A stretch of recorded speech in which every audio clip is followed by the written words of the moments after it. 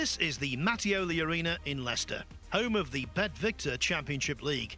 Today and tomorrow sees action in Group 5, from which another player will join Hossein Vafai, Sijawi, Karen Wilson and Mark Selby in an already power-packed winners group. One session is in the books, with world number 1 Judd Trump sitting pretty at the top of the Group 5 table, thanks to a pair of 3-1 wins over Tom Ford, then Stuart Bingham. But it remains very early days, with the potential for momentum to shift. Maybe that will happen next, because our second session coverage begins with Trump taking on Neil Robertson, who has won one match and lost the other. Meanwhile, on table 2, the opening session is yet to finish. What a marathon! Mind you, Jack Jones did complete a 3-1 victory over Joe O'Connor with a century. He's 21st of the tournament, only 2 shy of the record by one player in a pro event. Now on table 1, it's a pair of snooker heavyweights duking it out. Trump against Robertson, with Ben Williston providing expert analysis here in the commentary box. Welcome back, Ben. It's always an absolute privilege to commentate on a match between Trump and Robertson, two of the heaviest scorers and the best potters in this sport. Yeah, this could be a final of any tournament. Two of the best players ever to play the game. Both attacking players, both great cue actions, and yeah, they're both great to watch.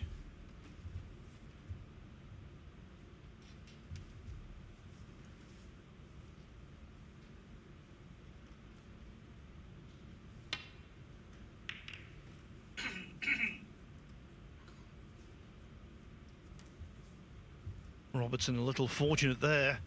Yes, he caught the far bump, but he caught the near one first. And he caught that far bump without any contact to the near. That cue ball might have come back towards the business end of the table.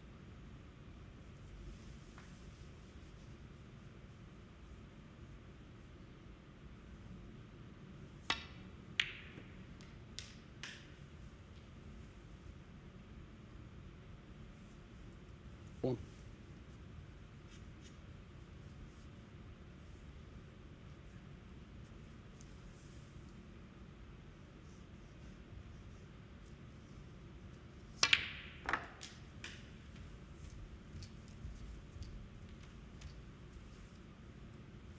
Good shot by Judd there in the middle pocket, powering that brown.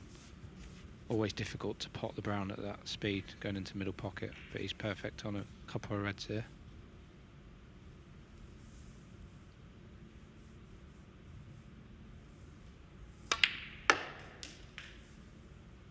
Six.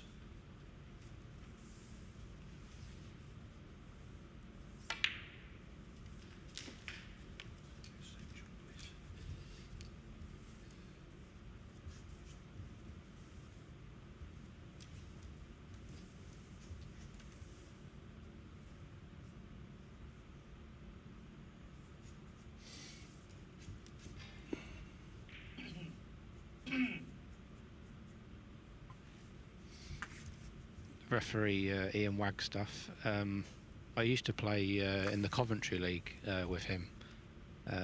He's not a bad player himself, actually. Bit of a tricky one here to get the pink in between the reds, to get it in line. 12.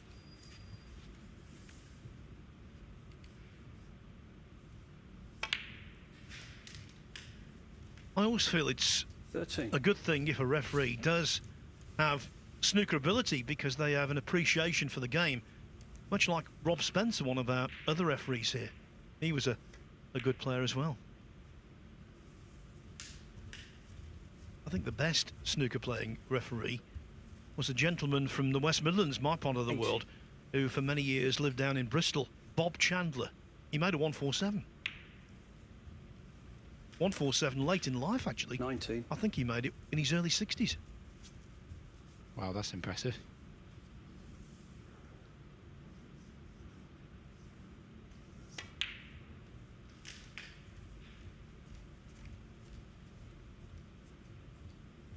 So on the other table, 26. it is Matt Selt 2, Joe O'Connor 2. In a very important contest for both of them. 27. O'Connor led 2-1, but he missed the black from distance to win 3-1, and worse still, went in off. So that's why that marathon session continues on. 34.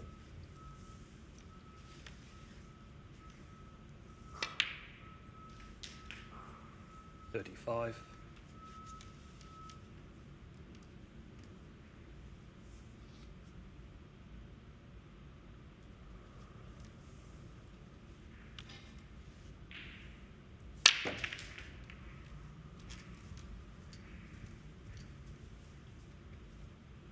Judd showing his cue power again there, the way the white just spun 42. through all the reds. If he drops this red in the middle, you would expect him to win the frame at this visit.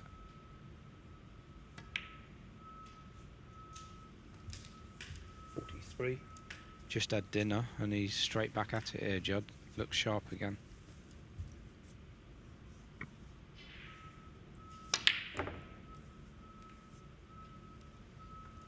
You see, Ben, no one is immune 43. to that commentator's curse.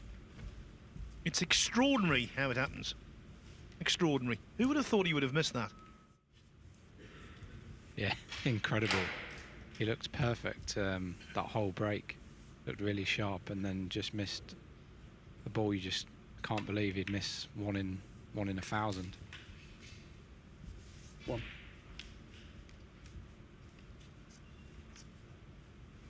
He missed a pink more difficult than that, but nevertheless well within his capabilities.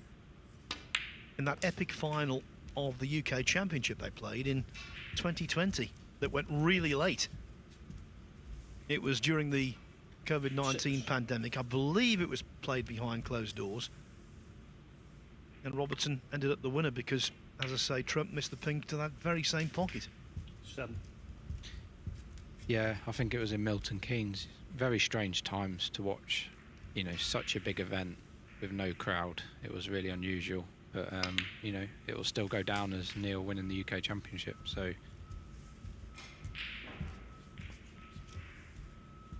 40.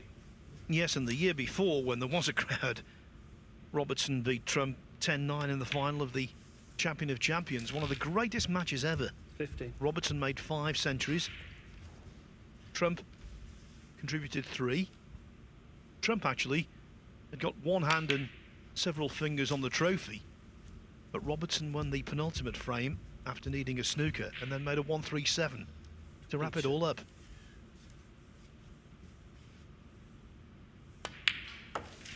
they both seem to have great matches between each other over the years. I think both just because they like to get on with it and score, so it makes for exciting matches.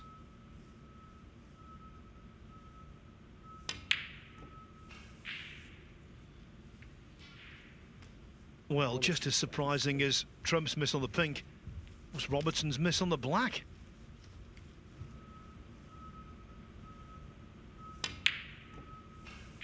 That, Ben, is bread and butter. 1.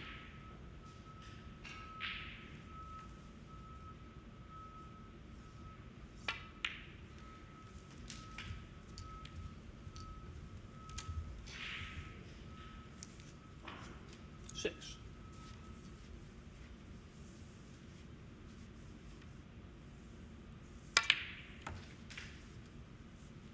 7.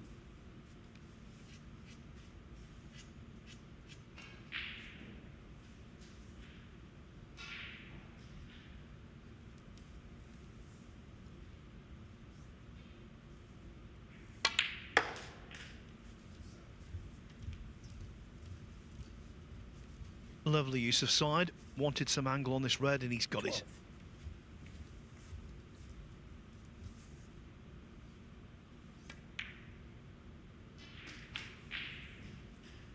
13.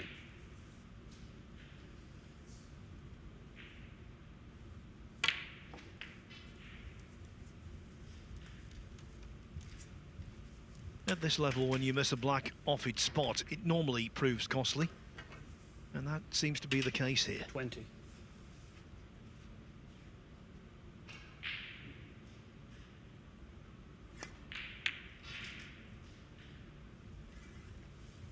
Should trump 20. Trump can't win the frame cleanly though. Robertson 40 behind with 35 on. 2 snookers needed.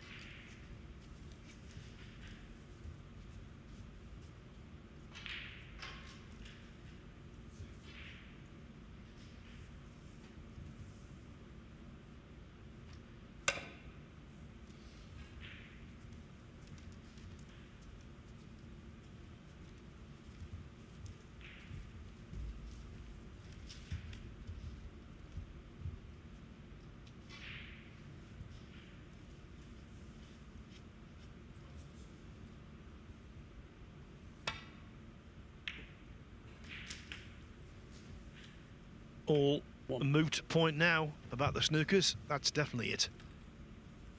Think.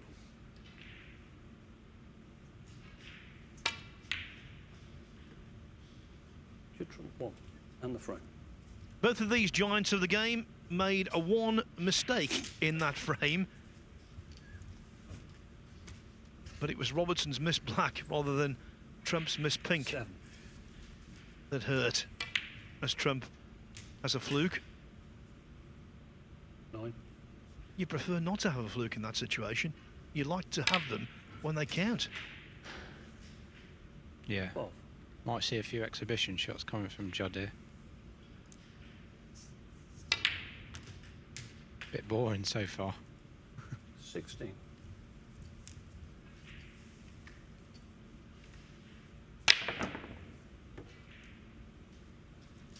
Should trump 16 and the frame. It wasn't the most memorable frame that these two have ever played, but Judd Trump just continues in that winning habit. He's already won 2 matches, remember, and now he leads Neil Robertson 1-0.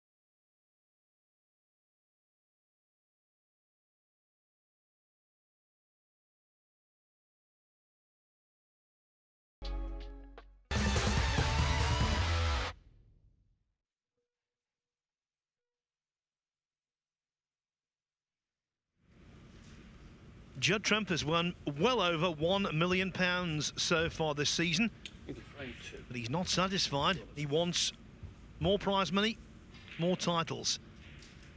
And if he were to win this match with 3 wins out of 3, he would be very unlucky not to make the playoffs. In fact, if he could beat Robertson here and then overcome Jack Jones in the last match on this table tonight, with 4 wins out of 4, he would be guaranteed in the playoffs tomorrow.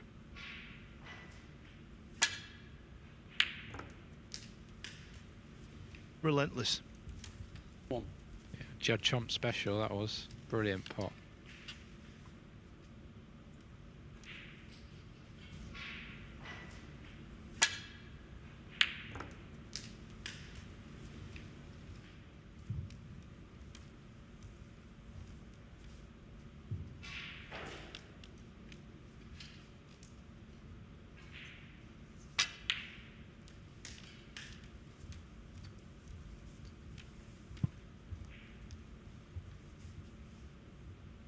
8.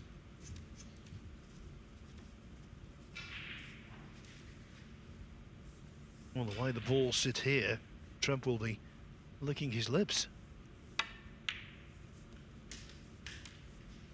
And I think that slow cushion bounce from the first match this morning, I think that's a thing of the past now. It's still not absolutely what it normally is, but it's not exaggeratedly slow. Yeah, it looks better to me. It's coming off a bit faster than it was.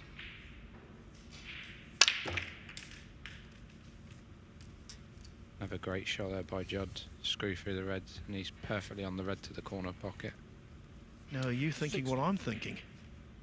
I know it's an early call to perhaps suggest a 147 after 3 reds and 2 blacks have been potted, but what a chance this is.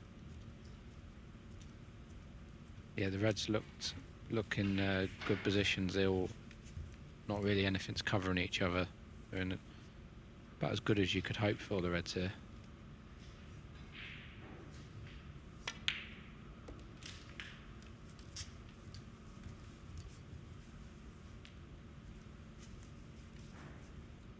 $24.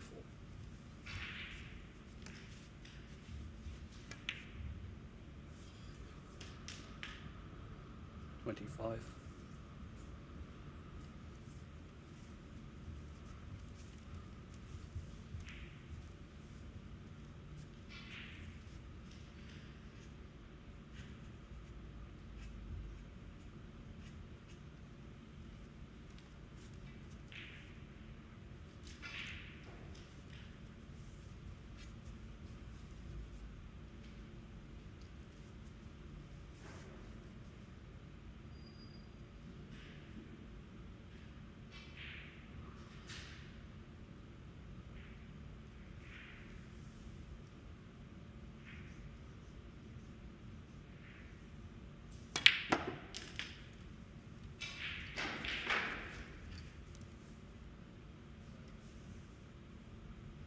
$32.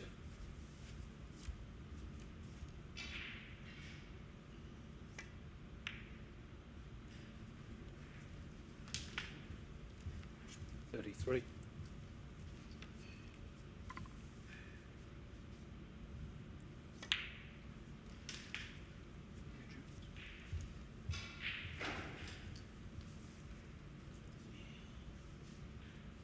$40.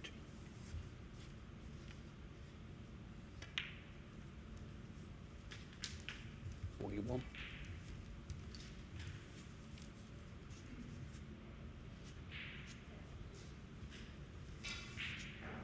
On table 2, the opening session is finally complete. Joe O'Connor has defeated Matthew Selt 3-2.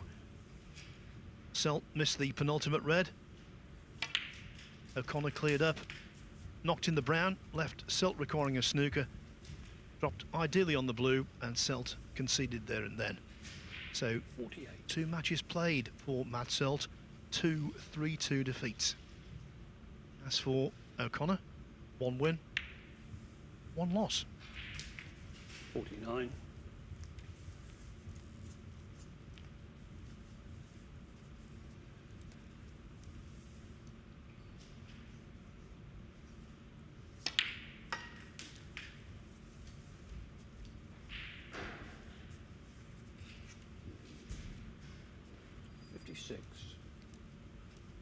Just turning our attention to 147s again. There have been 15 of them in the Championship League over the years.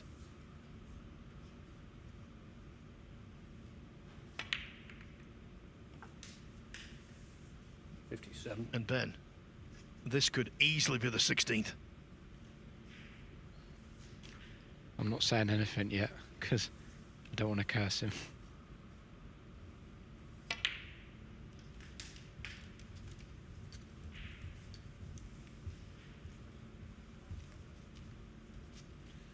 $64.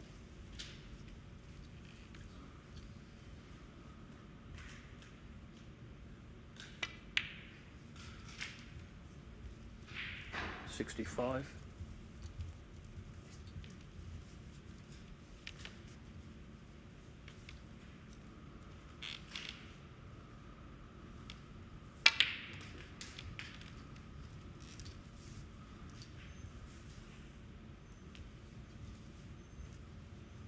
72.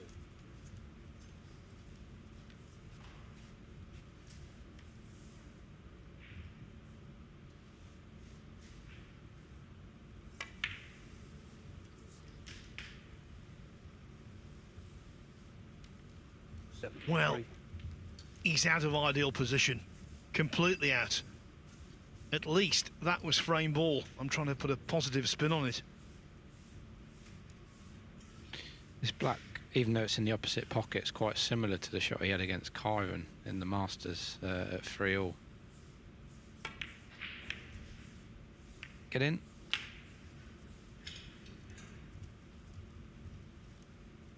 Yeah, at least it's gone in. He's not ideal on the next red, but still a chance.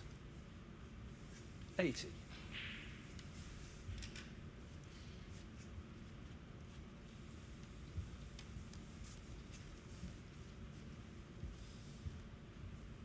I think Judd's going to try and cut this red and go up and down the table in and out of bulk, so he's going to hit this very hard. Oh, and he's missed.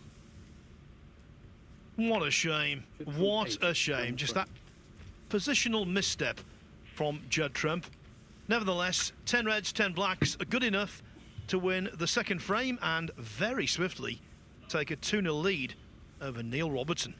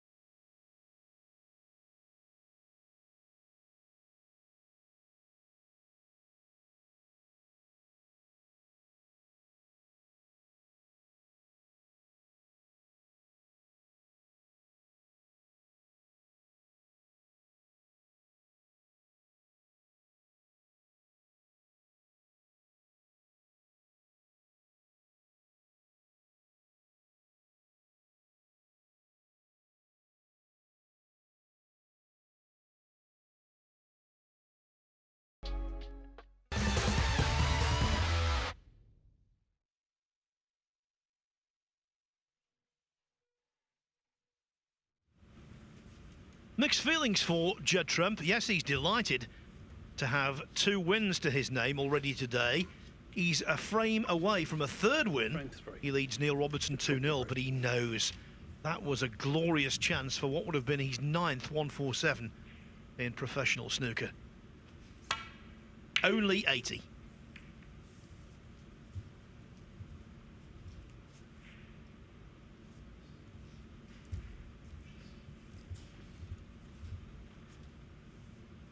Next up on table 2, by the way, it's going to be Jack Jones against Stuart Bingham.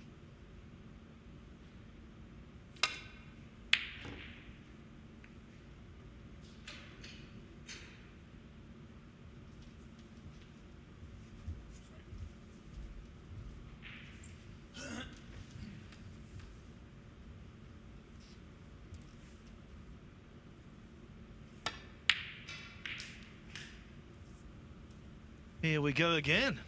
What?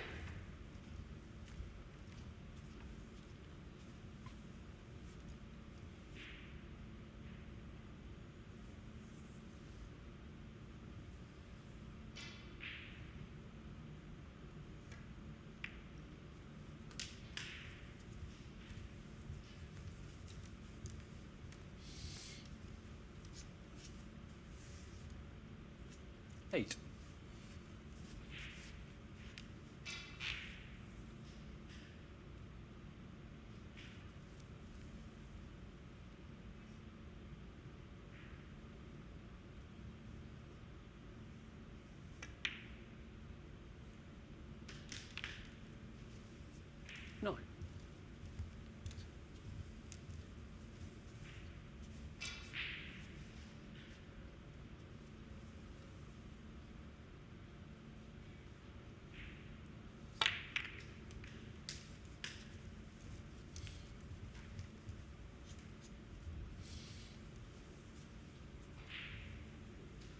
60.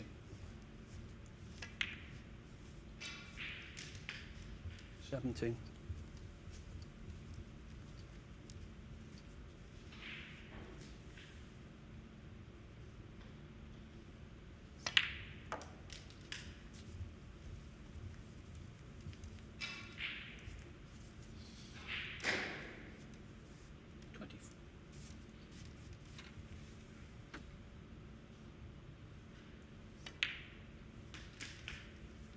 8-5 to Trump in Championship League meetings against Robertson. And this is looking like something similar to when they played in the winners group in 2020. Trump made breaks of 132, 127 and 72. Robertson scored 18 points in the match. He's had quality table time, Trump. You fancy him to 32. make a nice number here. Judd looked a little bit disappointed there because he can't get on the black without red, so I think he'll have to refuse a 147 here and play for a different colour.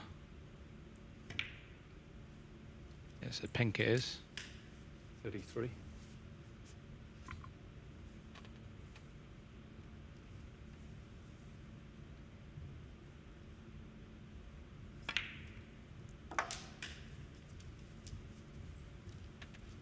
When they played each other in Group 3 in 2014, the boot was on the other foot.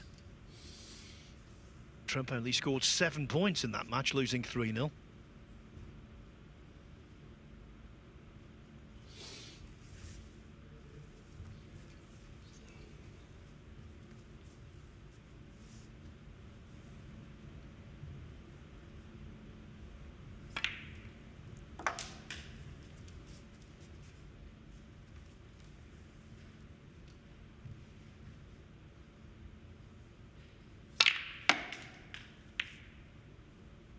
Oh, the check side off the side cushion worked a treat. What do you want? As Trump gets 2 for the price of 1.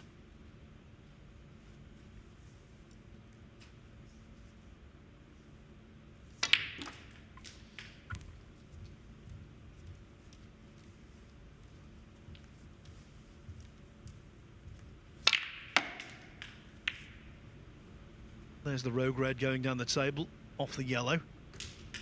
Perhaps just as well that he's not on a 147. He'd be sick if he was. 49. Yeah, except for that pink he missed in the first frame, he's looked really, really sharp in this match. He hasn't missed another ball, I don't think, except for that pink.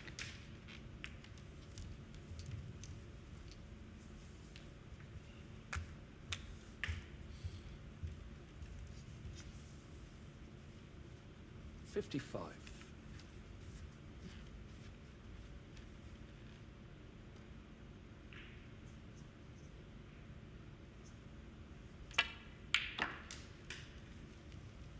Yeah, Trump's had some good times against Robertson. Leads 16-11 in their head-to-head, excluding this tournament. He's beaten Robertson in 4 ranking event finals. I think one of his most memorable wins was an early one. 2011 World Championship. He just won the China Open to make his breakthrough, and he went to the Crucible and beat Robertson 10-8 in the first round. And of course, that year, Robertson was defending champion. So how unfortunate for Neil, as defending champion, to draw a red-hot Judd Trump. Yeah, I remember that World Championship. I think Judd played that year especially some of the most exciting snooker I've ever seen. He was just potting balls from everywhere. But yeah, that was definitely his real breakthrough year, 2011. And this is over bar the shouting. 68. And of course, with no crowd in, there's no shouting.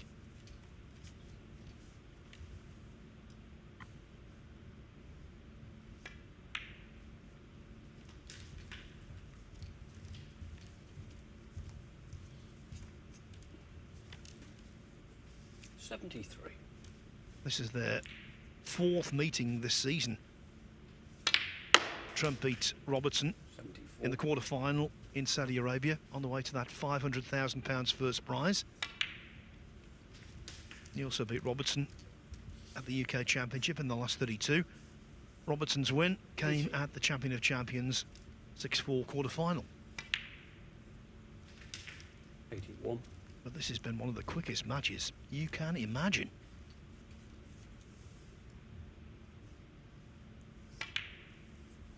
Half an hour by my reckoning, Ben, and that includes the time it takes for the referee to rack the balls.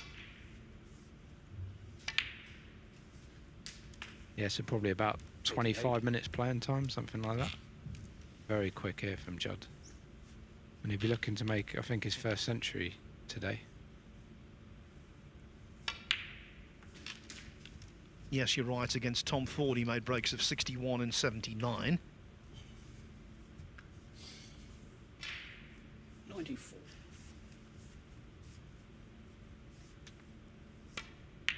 Then against Stuart Bingham, 95. 69, 78, 54. And so here's the century.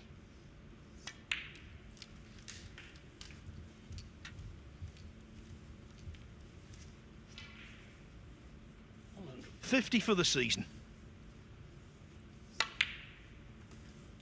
102.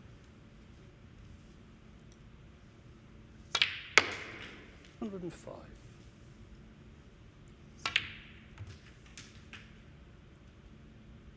If you're watching 9. snooker for the first time, you might think, well, this is a really easy game. It is not. 114. The Trumps made it look that way. 120.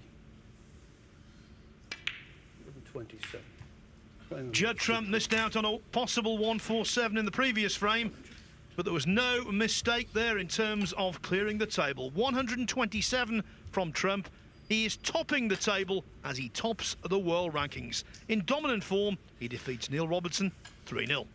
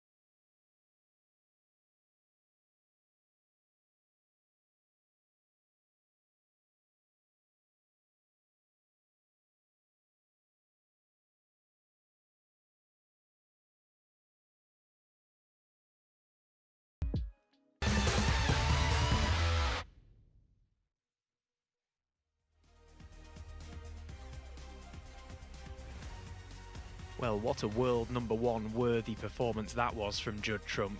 A blistering 3-0 win over Neil Robertson, breaks of 80 and 127, brushing aside the Aussie in less than half an hour. Brilliant display so far from Judd. 3 matches played, 3 matches won, which means 3 points on the board and the top of the table in a very comfortable position.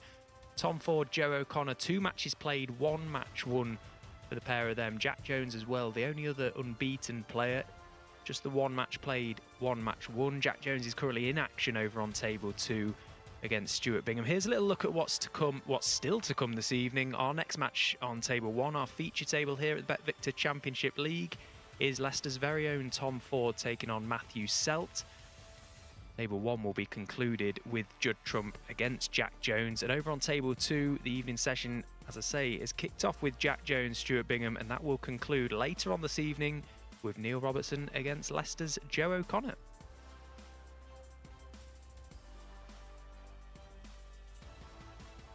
So that was a pretty brisk performance from Judd Trump, and I mean, it was hard to see a result so one-sided between 2 great players, but Judd Trump ultimately showing his class there against Neil. Neil barely getting a look in that match, so Judd sitting very comfortably, and it would be it would be a very big upset actually to see Judd not make the playoffs now. The first 3 matches he's played, he's won all 3, so looking very good for a place in those playoffs tomorrow afternoon. Remember, the players have to play 6 group games before we get to that stage tomorrow. Point for a win. Prize money on offer throughout the group stages and increasing in those playoffs. Remember, the bottom 2 ranked players in the group come the end of play in the group stages tomorrow will be eliminated from the event. The consolation prize for 5th place will be a return to Group 6. And the top 4 players will contest for a place in Winners Group.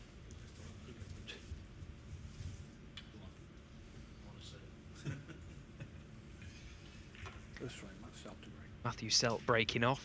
He's played 2 matches already today. This is 3rd match. He's lost both, and he's lost both by a deciding frame. First to Neil Robertson on table 2, and then most recently to Joe O'Connor in an absolute grueler just before the mini break. In fact, table 2 hasn't really seen a break because pretty much played through.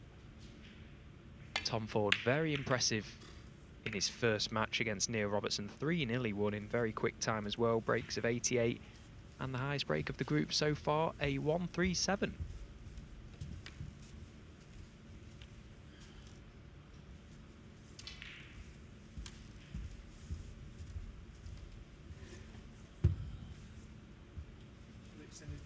Yep.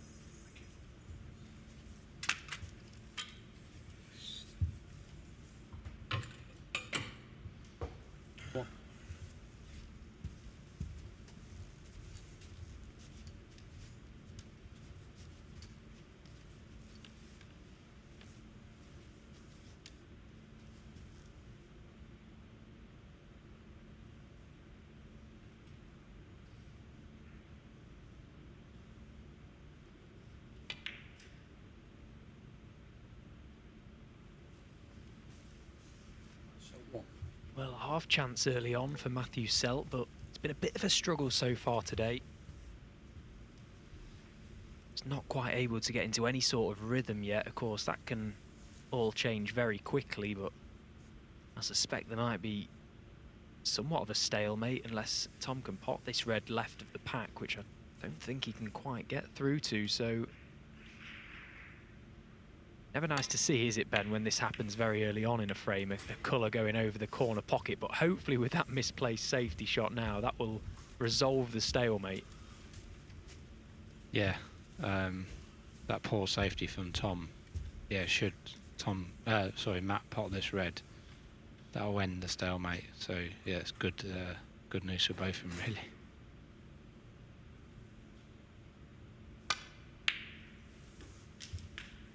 One. Wouldn't be surprised. He could try and smash into these reds, or just play for the loose red in the middle.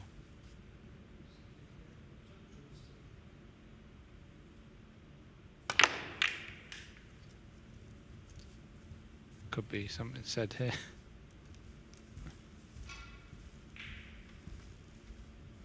Eight. Well, if he's on this red to left corner, he's going to have to be very careful to avoid the push shot here because he's ever so close to it.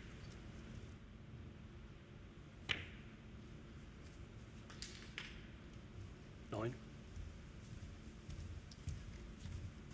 Negotiated it well, and with that, now has a really good scoring chance.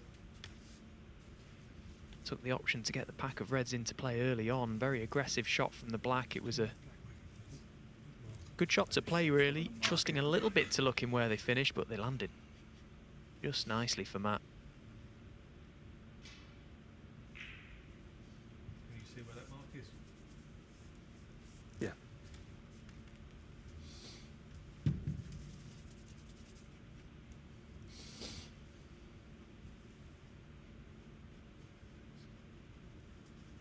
The last time this pair met was actually in this very event in 2023 in Group 7. That game was won by Matthew Selt, 3 frames to 0.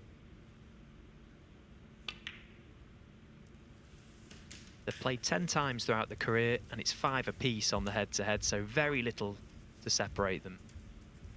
60.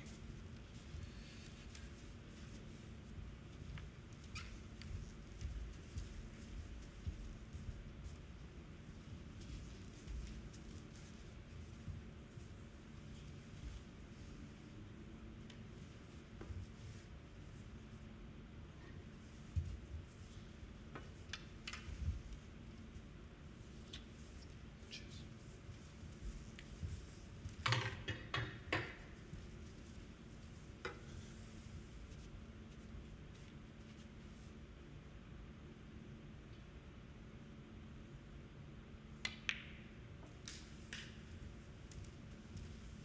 $70.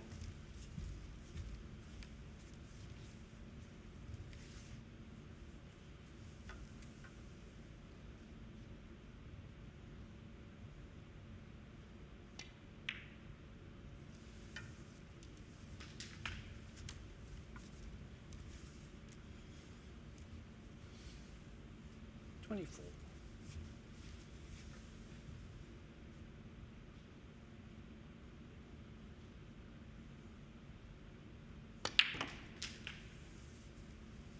$25.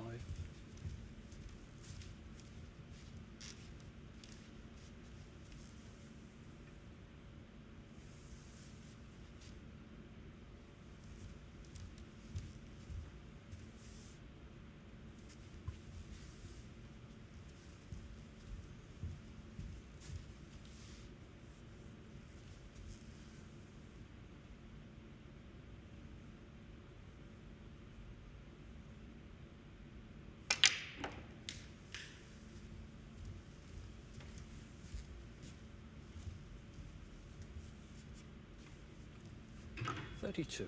Extended red.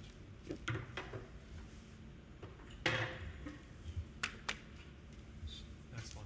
Just Sli slightly underhit that black to get on the red, but shouldn't be a problem. Just probably roll this around the back of the black on and off the cushion, or he could possibly stun across for the black in the same pocket he's potting the red.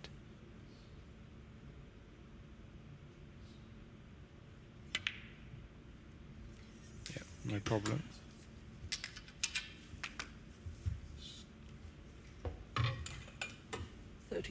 Still very early on in this group, but he's pretty much desperate for a win, Matthew Selt. As I say, he's played 2 matches. He's lost them both so far today. He doesn't want to make this a third. Give himself an awful lot to do tomorrow. Pot this black and hit the left-hand side of these 2 reds. And he's still guaranteed the red in the middle as well, so it was a calculated risk. 40.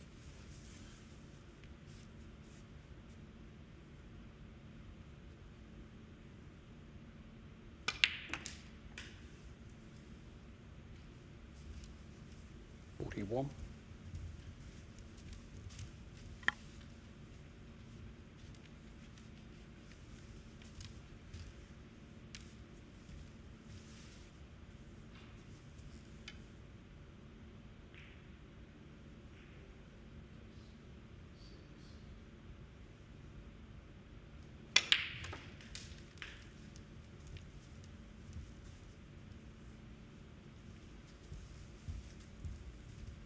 48. Would have liked that cue ball to have ran on. In fact, it didn't. So he may have to go up for a baulk colour here.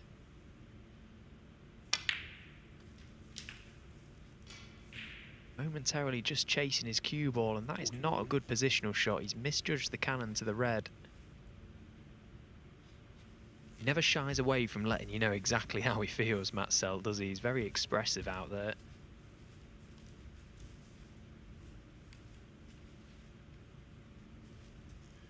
Just trying to drop this yellow in, so it's a very difficult shot across the nap.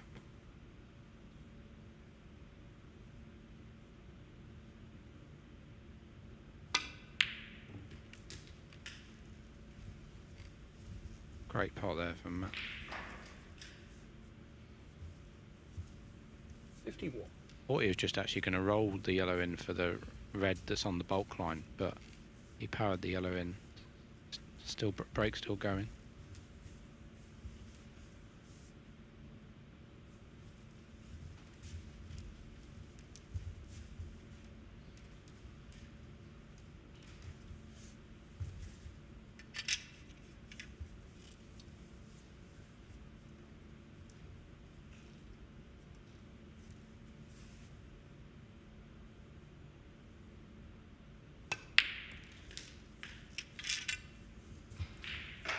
Two.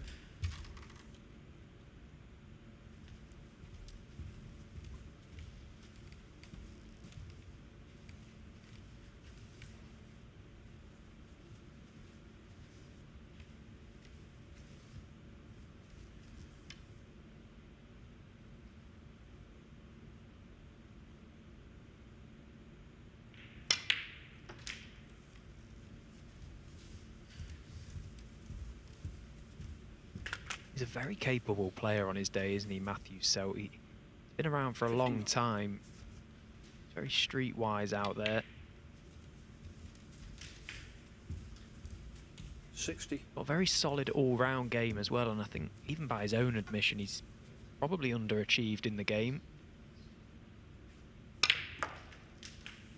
It's his only ranking title. I say he's only. It's an achievement to win any tournament, of course. It's the 2019 Indian Open title, which he was never able to defend because the tournament was never staged again. So I suppose he's the reigning Indian Open champion. Yeah, Matt always jokes about that, saying that he's been reigning Indian Open champion for about 6 years now.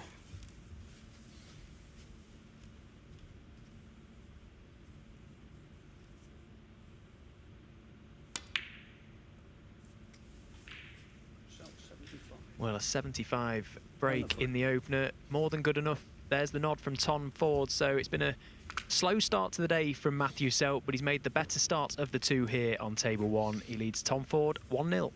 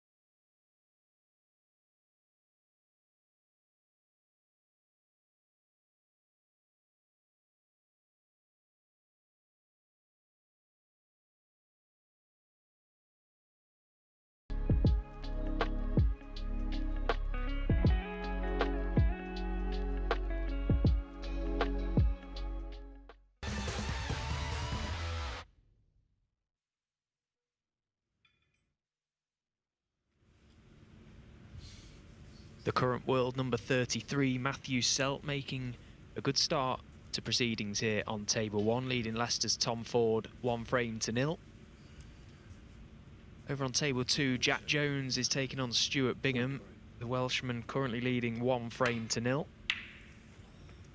Oh, and Tom's up very quick off that one. Didn't like that break as soon as he struck it, and there you can see why.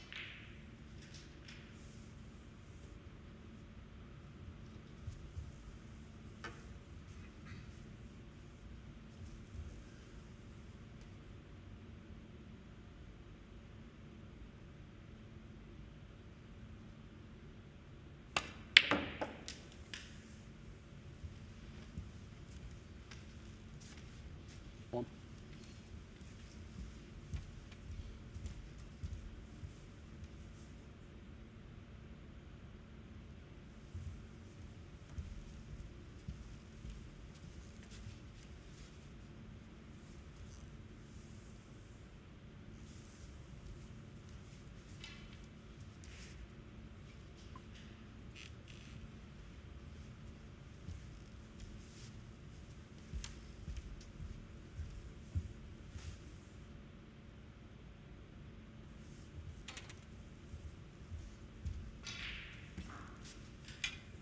I'm just going to roll in this blue and leave the red from distance where he was putting the tip of his cue.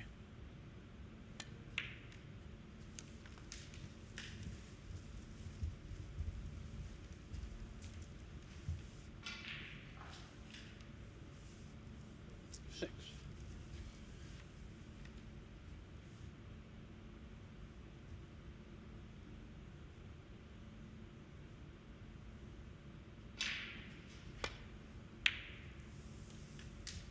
Nice clean pot there by Matt.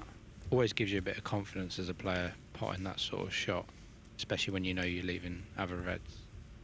So right in the middle as well.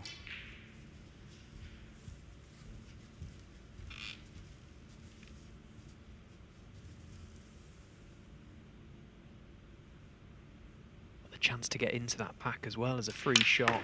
Try and screw the cue ball in and get it out, and he struck it to perfection.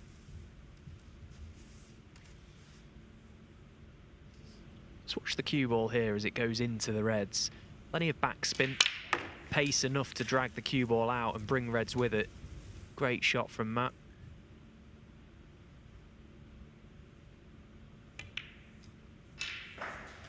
$15. And already this looking like a great chance to extend his lead in this match.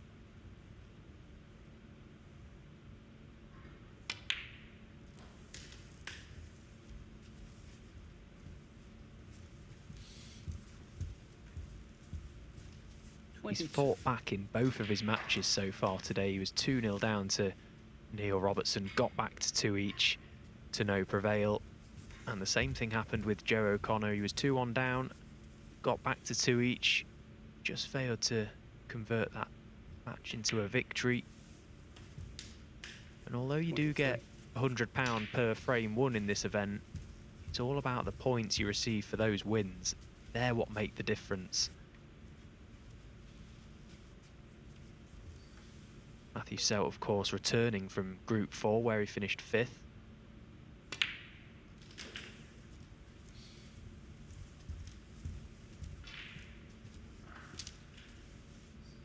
Yeah, he's looking good, Matt, so far in this match, considering as you said, Stephen, those 2 close defeats he's had. So bouncing back well here.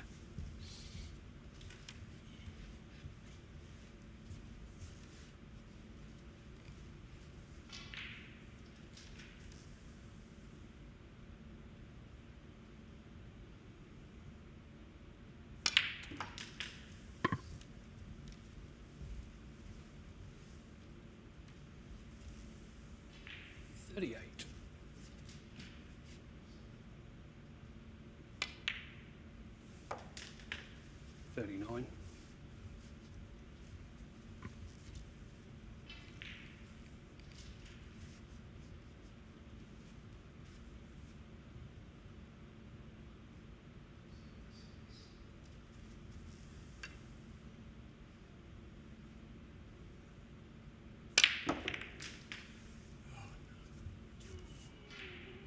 Oh, he's clinging on for dear life here. That red just holds the lip.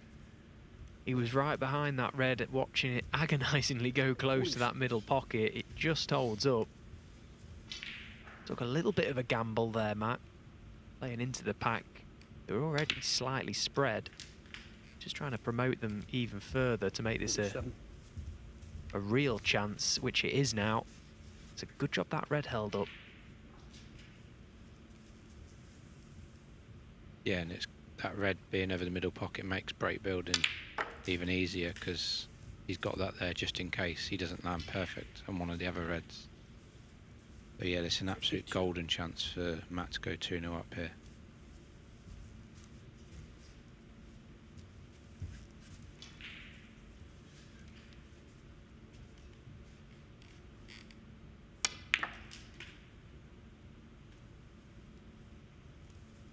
$53.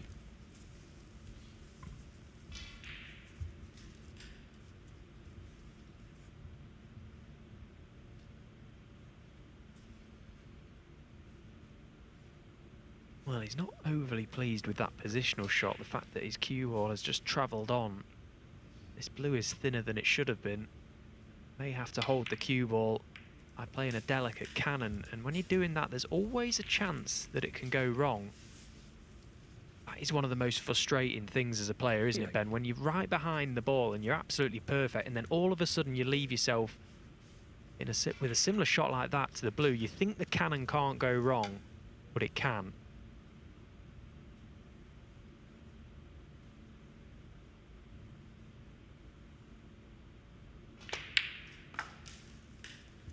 Great recovery by Matt there.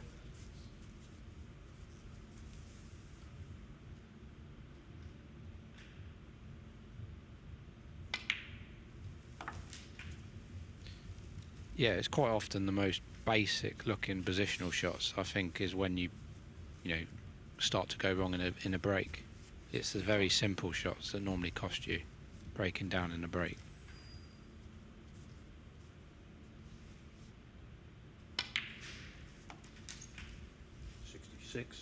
Did very well there, Matt, to crunch that red into the middle pocket. Not so much the pot itself, which was a good one, but to immediately get over the disappointment of the fact that he had to take it to the middle pocket. That in itself was a good example of a player that's in good headspace out there. 73. He'll never not show his emotions, Matthew Selt. That's just the sort of player he is. But what he is able to do is can brush off those disappointments very quickly. It's not an easy thing to do. 80.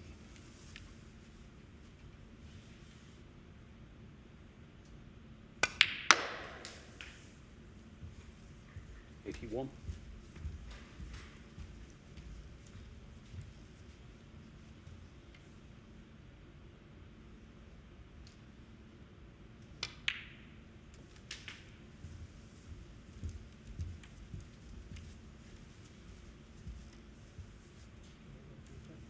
$88. I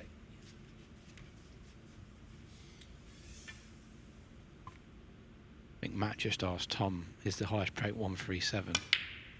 So I think he can take 89.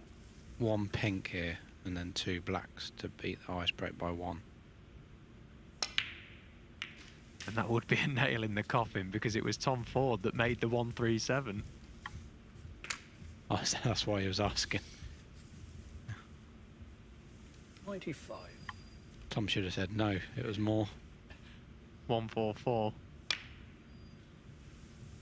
Well, that red was always tricky, 95. and it's not there, so the break ends at 95, but more than good enough, and a great start to this match from Matthew Selt. He doubles his lead, it's 2-0.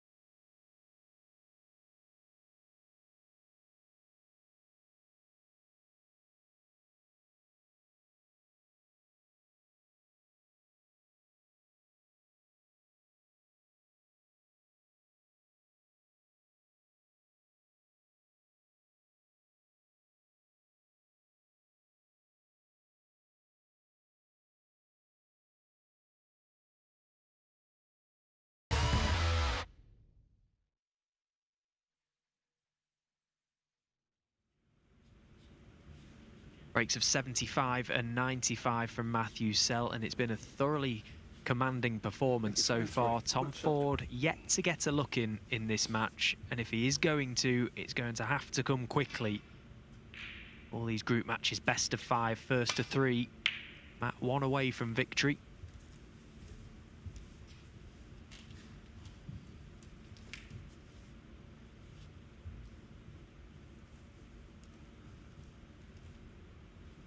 As we just wait for this third frame here on table 1 to get really underway, let's quickly dive in over on table 2 and just keep you well up to date with what's happening. Jack Jones is playing some brilliant snooker at this Championship League. He's featured in every group from Group 1. He's lost in every group final. He's absolutely racking up the prize money, but he's also racking up the century breaks. He's on 22 tons for the tournament. Surely the record will be his very soon. He's just made a 115 break against Stuart Bingham to take a 2-0 lead. Stuart, well, can't really do much against Jack Jones, it seems. 4-0 their head-to-head. Jack Jones leads, and of course that memorable match at the Crucible last spring. Jack Jones looking very, very strong over on table 2. Of course, table 2 available now and throughout the whole event over on the Matchroom Multisport YouTube channel.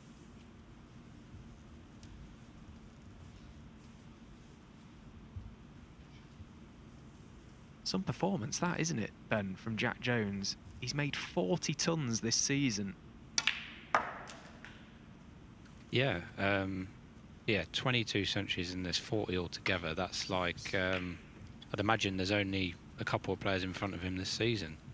And I think in this Championship League, a couple of groups ago, he'd only reached his 100th century of his career as well. So it proves how much his scoring has come on the last year or two.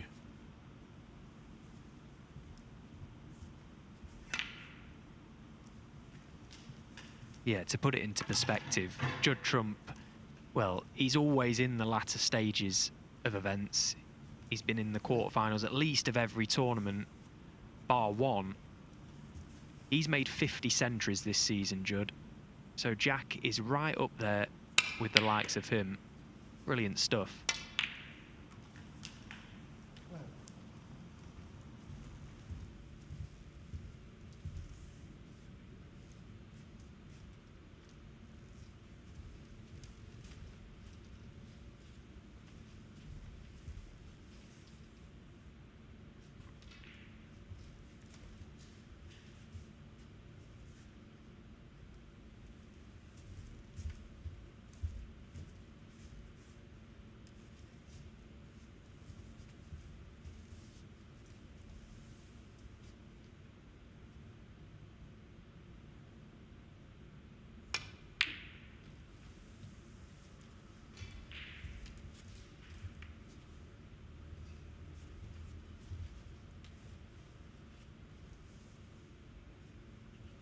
Yeah. Of course, Tom, a fellow Leicester player. Is it someone you've practiced with a lot over the years, Ben, or do you keep your distance from your opponents? Tom and me used to play a lot when we were a lot younger. In recent years, no, we haven't played a lot together. He practices in a unit just outside Leicester in the same building as Joe O'Connor. So, yeah, we don't see each other that much, only at tournaments, really, me and Tom.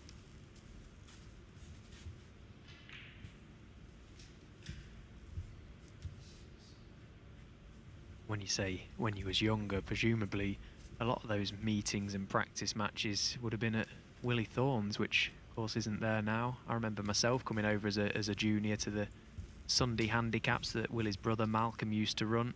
Great events they were. Yeah, great memories. You don't really realise how lucky you were until it's all gone.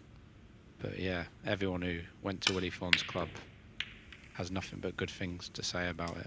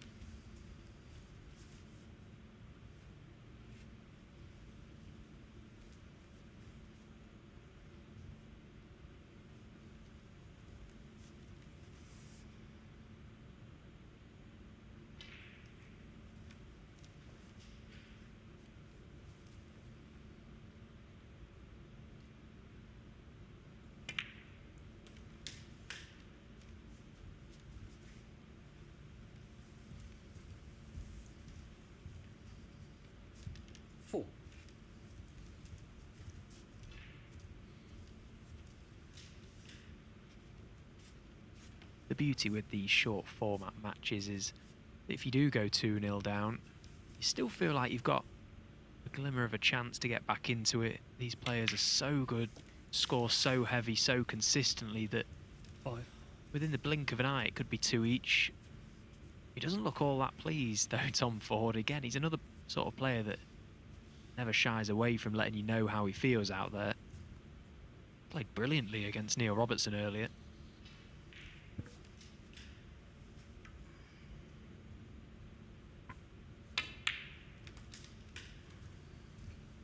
I think Tom's struggling a bit with his back. He keeps holding his back. Maybe it's just old age. Getting the excuses in early.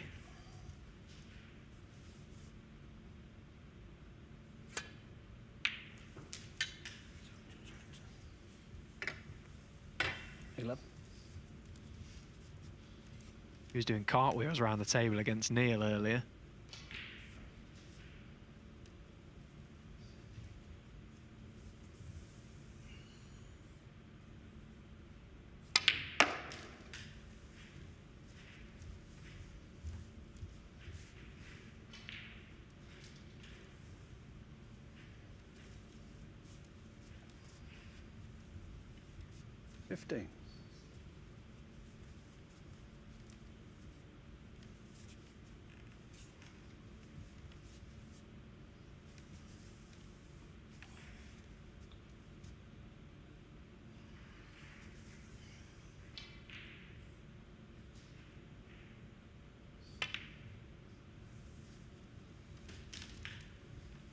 $16.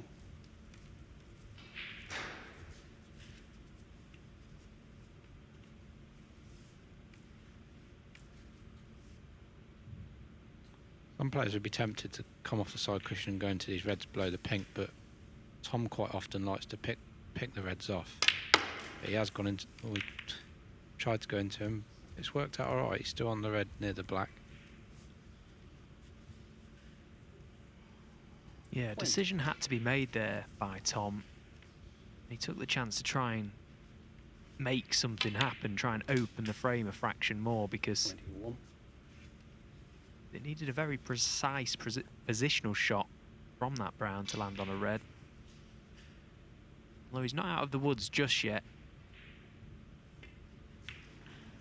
As we quickly dip in once again on table 2, and Jack Jones absolutely flying, and he's going to register a 3-0 win over Stuart Bingham. I mentioned their head-to-head, and it's now 5-0 in favour of Jack Jones. They played in Group 4 in the group stages as well. Jack won that match 3-0. They then met in the semi-finals of Group 4. Jack won 3-2, and it's looking, well, it is another 3-0 win for the Welshman. Great performance from Jack. 36. So it's 2 matches played and 2 matches won from Jack Jones. Looking very good again. We just cannot get rid of him. And I think potentially this is to equal the most centuries. I think he's on 80, yeah. So chance to get on 23 centuries in this tournament. Quite incredible.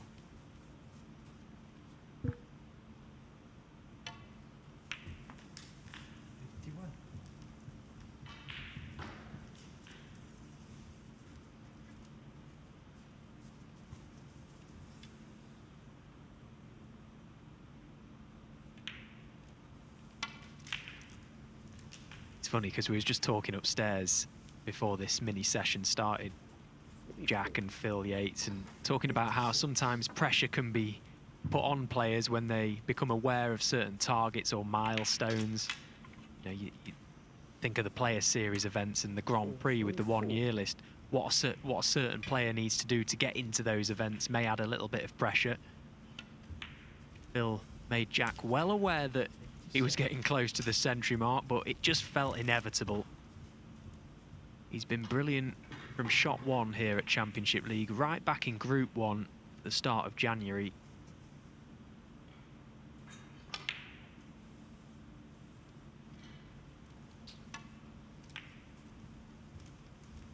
Oh, not to be. No century break from Jack Jones, but a 3-0 victory over the ball rung.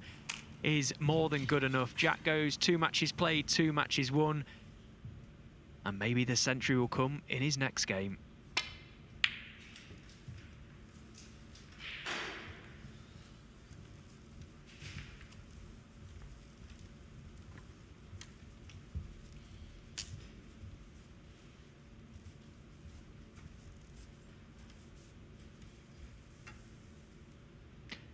Meanwhile, Tom Ford with the advantage in this frame. Although, should Matthew Selt get in? Chance to claw his way back, but not the best safety shot there from Matt. Looking to cover that single red with the green. Not able to do so, so a chance for Tom to retake control of this table.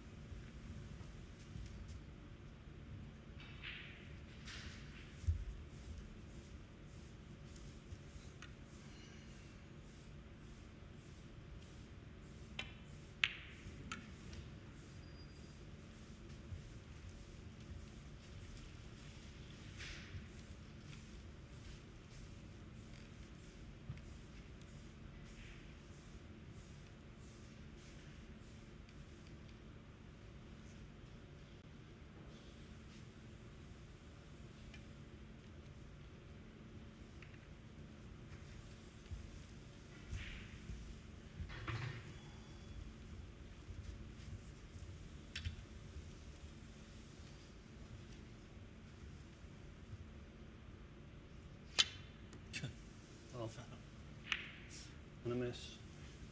Well, looking for a thin edge. He's missed them completely.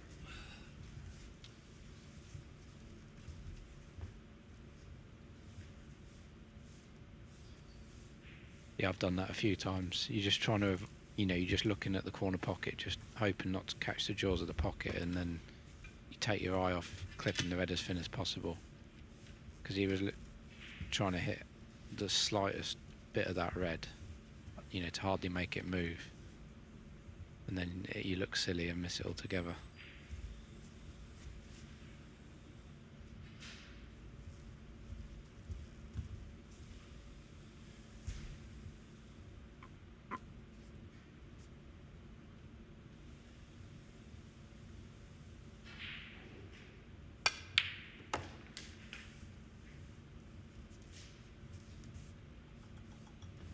Great pop by Matt.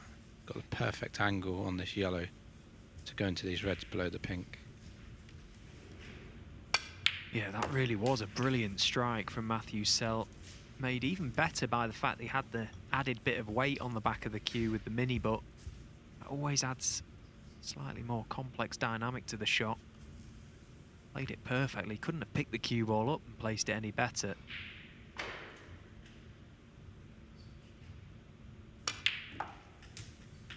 But he's got into that far too much.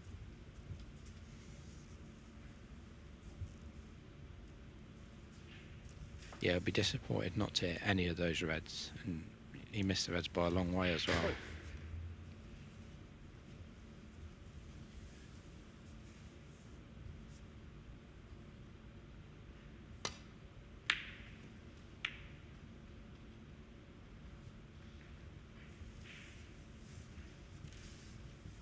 So 3.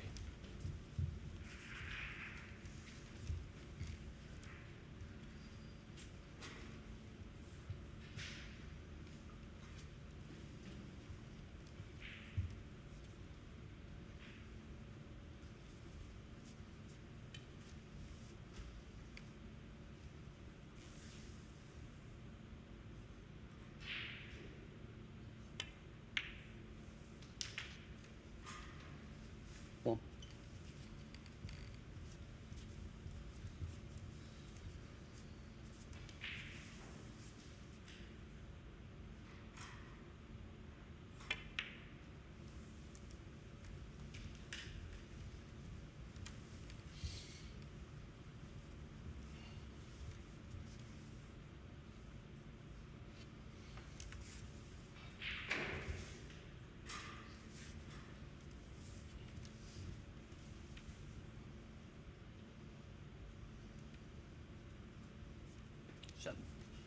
Referee Ian Wagstaff just making sure that pink is replaced in a direct line behind its own spot, as close to it without touching anything else. Tom 8.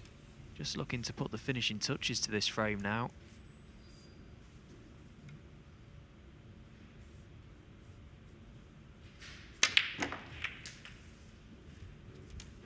He plays that shot very well for me, Tom Ford. A high black into the reds. 15. It's not an easy shot to play.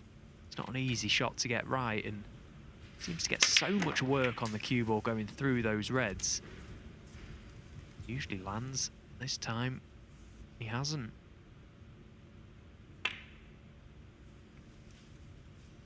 Tom Ford 15. Taking the chance to try and push a red ball safe. That's a good safety shot. Great length on his cue ball.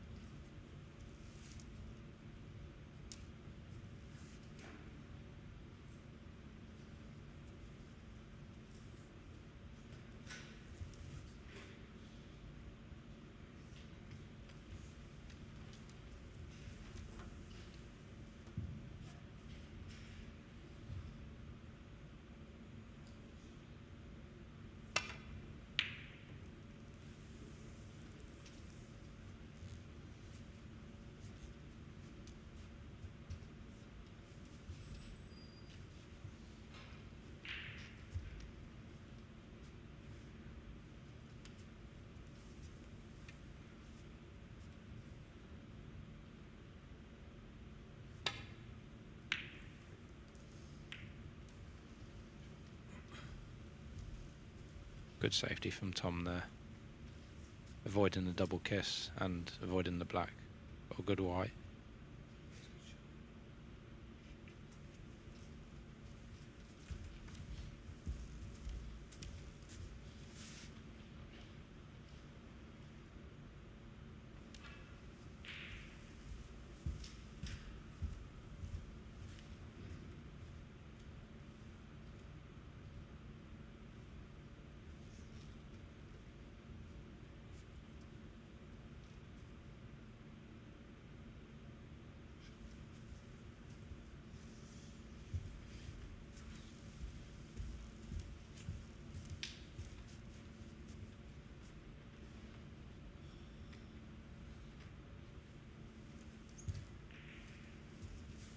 I suppose in some respect, Matthew Selt and Tom Ford have had very similar careers. Both turned professional at a very similar time, the early 2000s, both with the one ranking title to the name. Both in the 200s for career centuries, and always seem to be close to one another in the world rankings as well. Nothing to separate them on the head-to-head.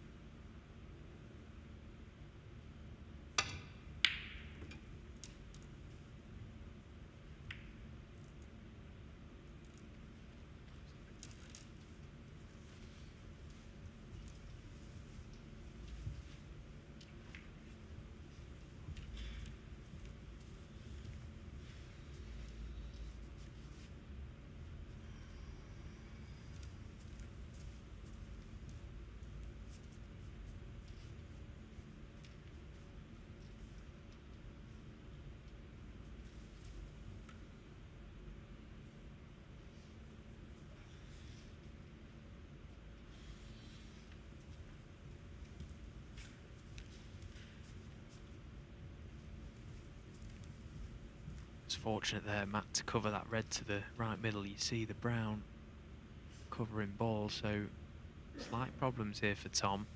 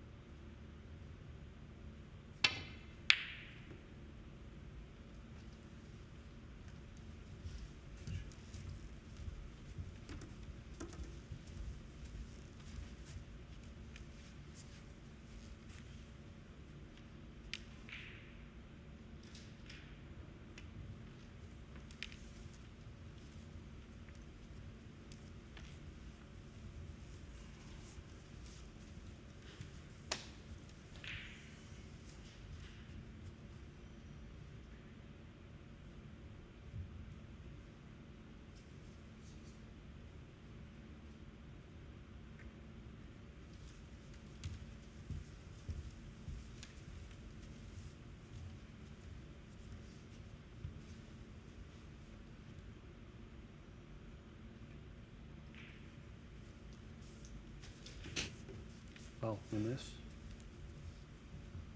Tom Ford 4.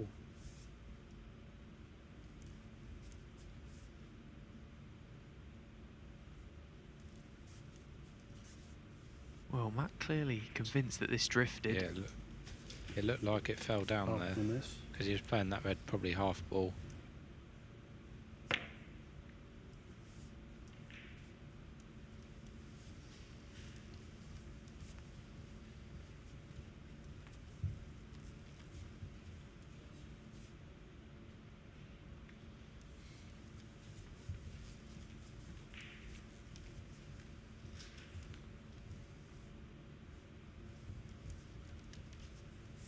Well, clearly it's on Matthew Selt to try and open this frame up. Tom will be more than happy to just chip balls to cushions and play the containing game. Got a commanding lead in this frame. And it's a very, very messy table now.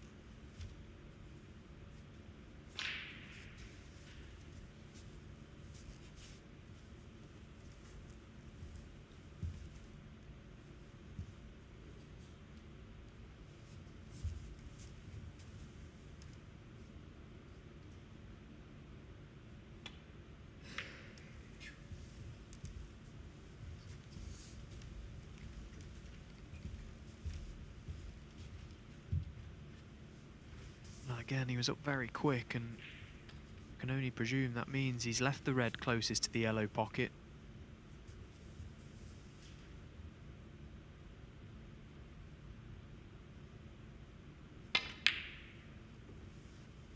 Well, he hadn't.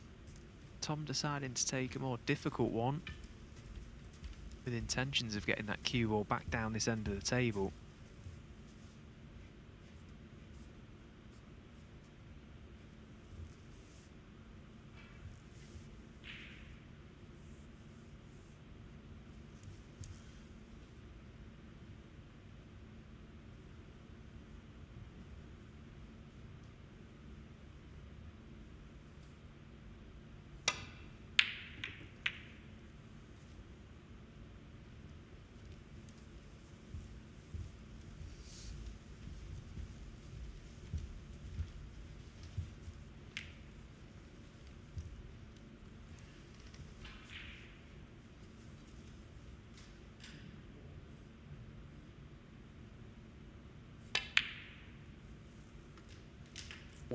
Good pot there from Tom, and that should see him get back to 2-1 in this match. Yep. Yeah, and a little nod Yep. and suggestion from Matt Selt that the concession is ready. So Tom Ford momentarily leaves the arena. This time his deficit is halved. He trails Matthew Selt 2-1.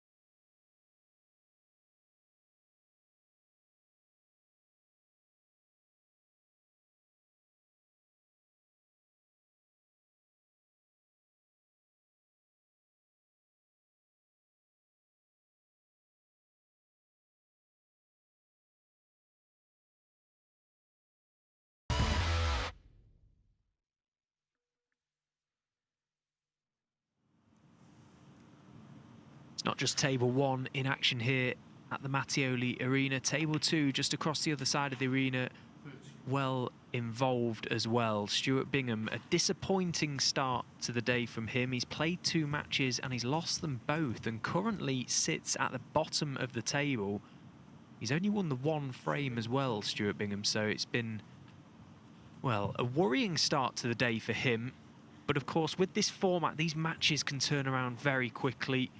We've seen a couple of shots really turn games, and with it, the group as well. So all is not lost for the ball run. But this is his last match of the day today. He'll play 3 matches tomorrow, Stuart. So he'd like to try and salvage the day somewhat with a win and a point. Joe O'Connor, on the other hand, he's played 2 matches and he's won 1. So it's a pretty big game, this one on table 2.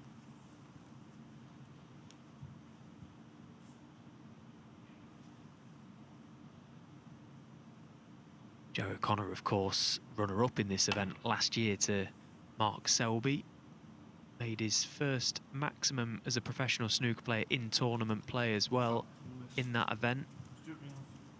Become a very solid all-round player, Joe O'Connor. Still very young, 29 years of age, of course, from this very city, Leicester. Looking to try and continue climbing the rankings. Of course, this isn't a ranking event, but what it can do is provide a platform for the players to push on to bigger and better things. Great match practice for them. Almost paid practice, if you like.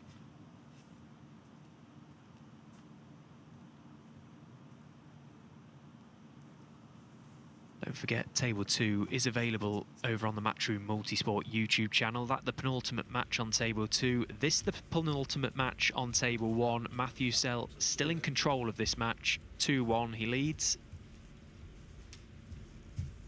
Match break, sorry, no, Tom's break, yeah.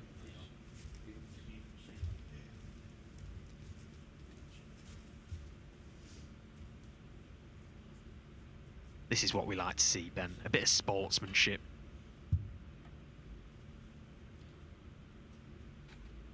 Yeah, they seem to be getting on well in this match. They've had a few jokes with each other. Frame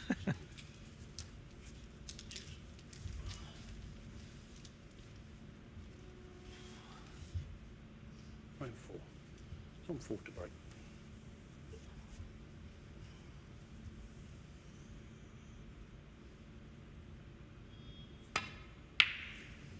Couldn't possibly do that himself because he's got a bad back.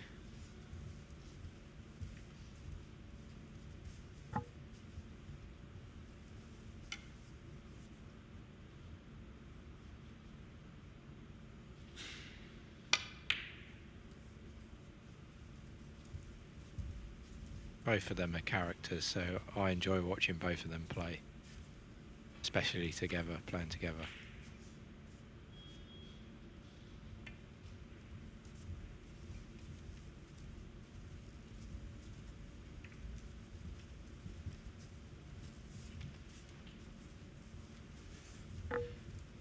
Yeah, he's a great guy, Tom Ford, off the table. I've always known him to be a bit of a crowd favourite and player favourite up in the Players' Lounge. He came to my local club in Lincoln and did an exhibition just before Christmas, and you really get a feel for a player and a person when they're doing an exhibition, and he was great value.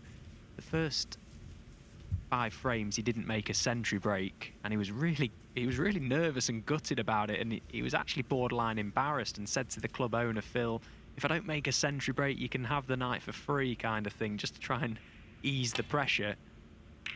Missed the black for a 147 the very next frame on 140. Stayed all night as well, Tom. Had a few drinks with all the locals. It's great to see that the players getting involved and really getting to know their fans.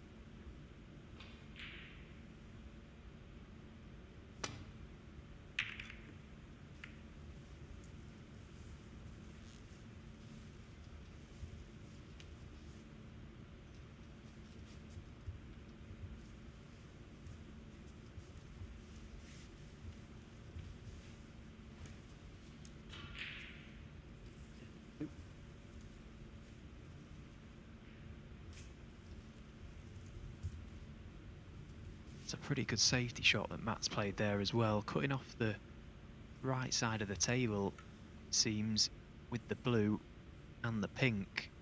Tom trying to thread this cue ball through the reds. Very dangerous shot with very little room for error. Matt Selt backed Tom into a corner there, and Tom was not able to come up with the answers.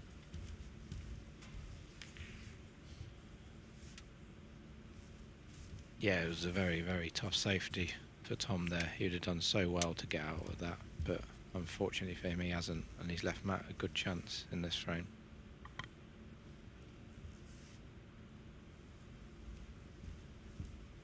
Now just taking a moment or two, Matt, just to study the table. The reds are very nicely situated, but there's a bit of congestion around the black spot.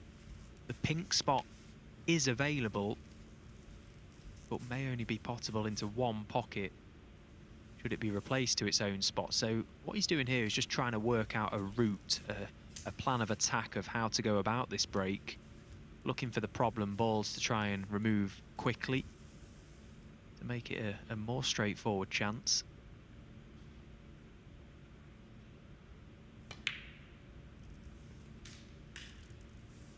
Sometimes that in itself can almost overcomplicate things in your own mind. Sort of have too many options.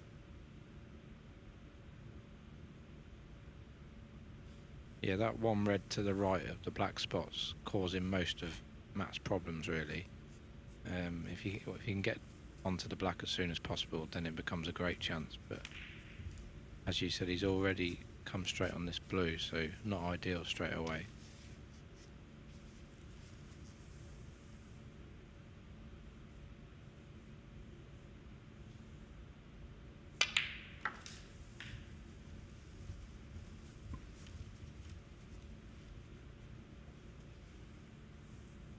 Six.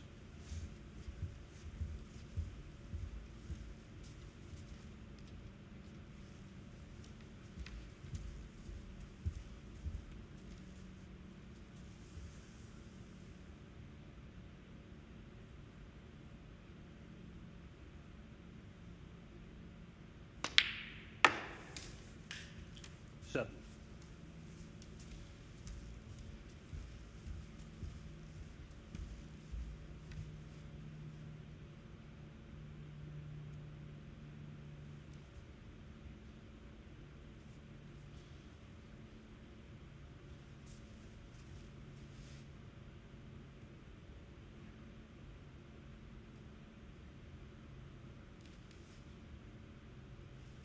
Sometimes you look at a table and you think, what a great chance this is, but when you really dissect the reds at the minute, yes, they are all spread nicely, but actually turning this into a frame-winning chance is not as straightforward as it may look.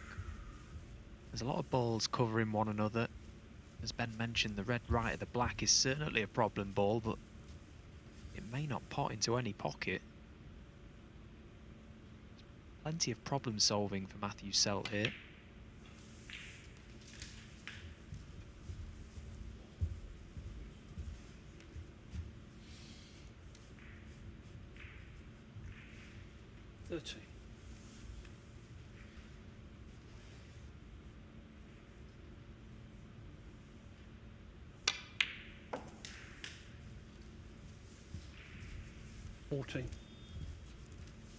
He likes just to nudge this red a little bit below the pink spot.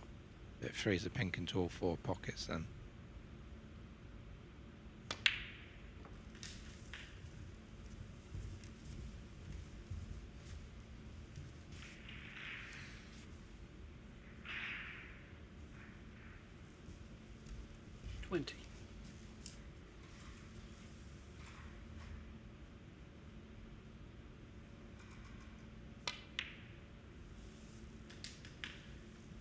Yeah, getting the pink, one of the high value colours, available into numerous pockets is certainly a plus for Matthew Selt. He's really taken a moment or two early on in this break to just steady himself and just have absolute clarity in his own mind of the shots that he's going to play. I think he sees this as an opportunity to make a really good break. Sees it as a challenge almost. You can see the intensity in his eyes as he's walking around the table. Not only is it a challenge for him to try and unlock this little puzzle, but it's a chance to win the match.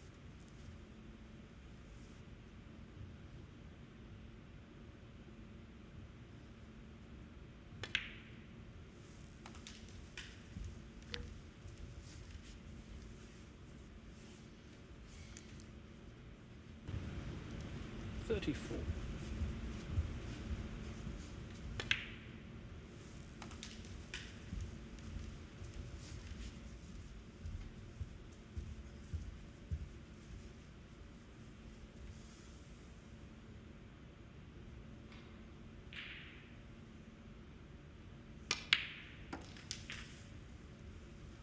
$35.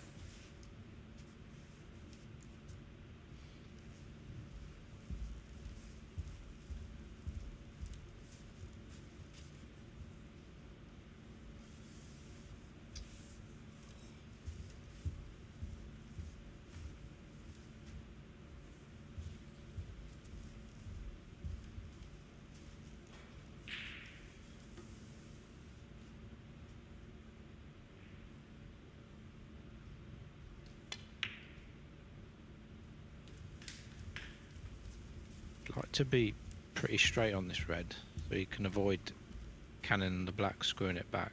41. This could really open things up in this frame. He's straight down on this, so he's pretty happy with the position.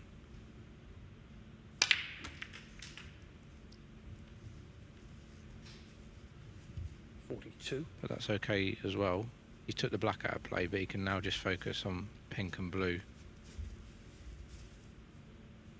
Yeah, I don't think the black being out of play will concern Matt now. He's built a nice lead already, but more importantly, he's got one high value colour, the pink, available into all 4 pockets, and the reds, well, there's enough reds in open play to get this match won at this visit now, so this really is a great chance for Matt.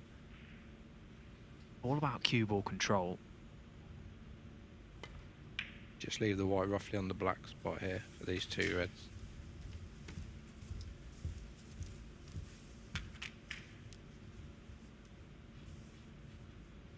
$48. Needs 3 reds, 3 pinks here. Take him over the line in this frame. 49.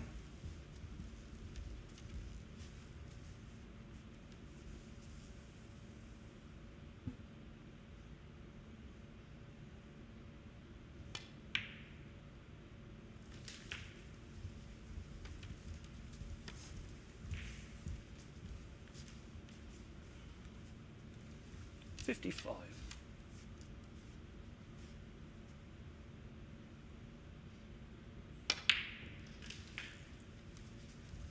$56.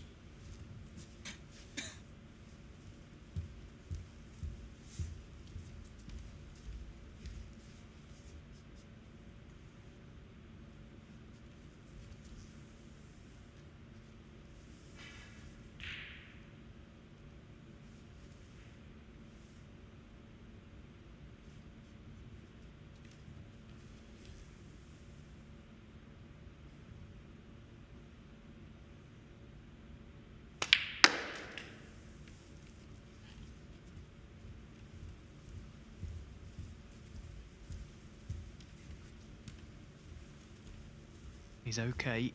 Played into a big 62. area there, Matt. Right into the heart of that little triangle of reds. He's always going to have at least one ball to go at red to middle or the red to corner.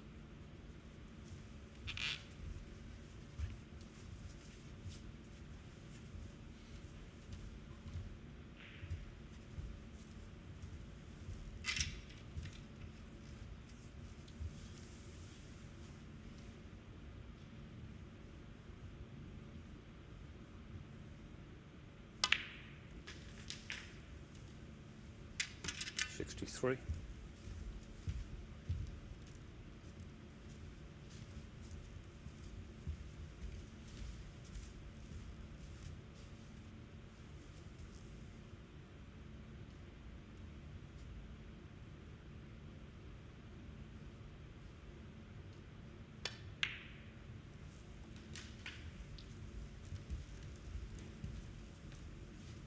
been a good break from Matt, this.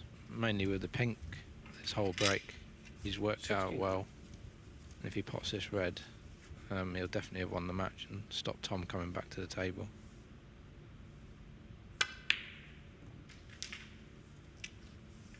Safely in. 70. So now you can just focus on, it'll be difficult, but try and make a century.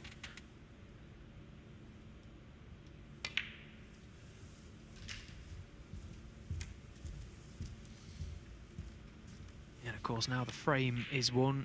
76. Naturally, the tempo of a player increases. The hard work is done for Matthew Selt.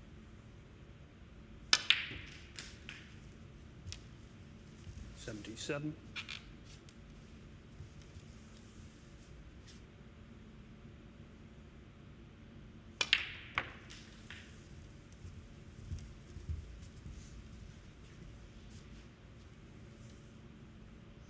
$83.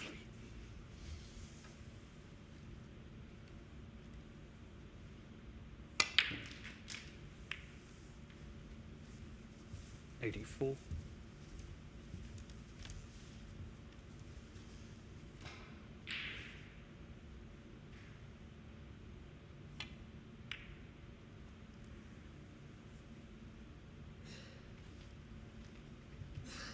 Oh, has it got the legs? Is it going to drop? Mass banging the table to try.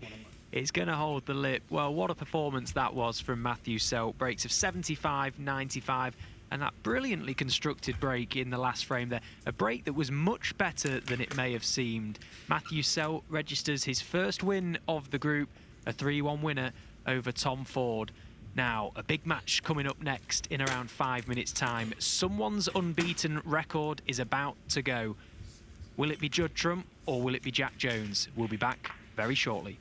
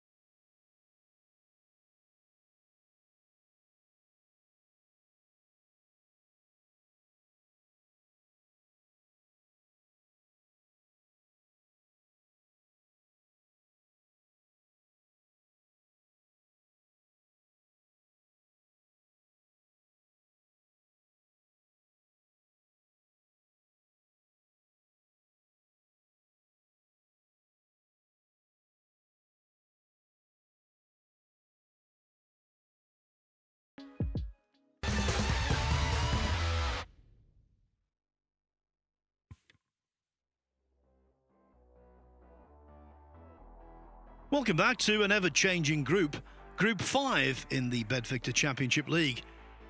Matthew Selt feeling an awful lot better. After two narrow defeats, he gets a win on the board. He's won 7 frames today. That's why he's up into 3rd place at the moment.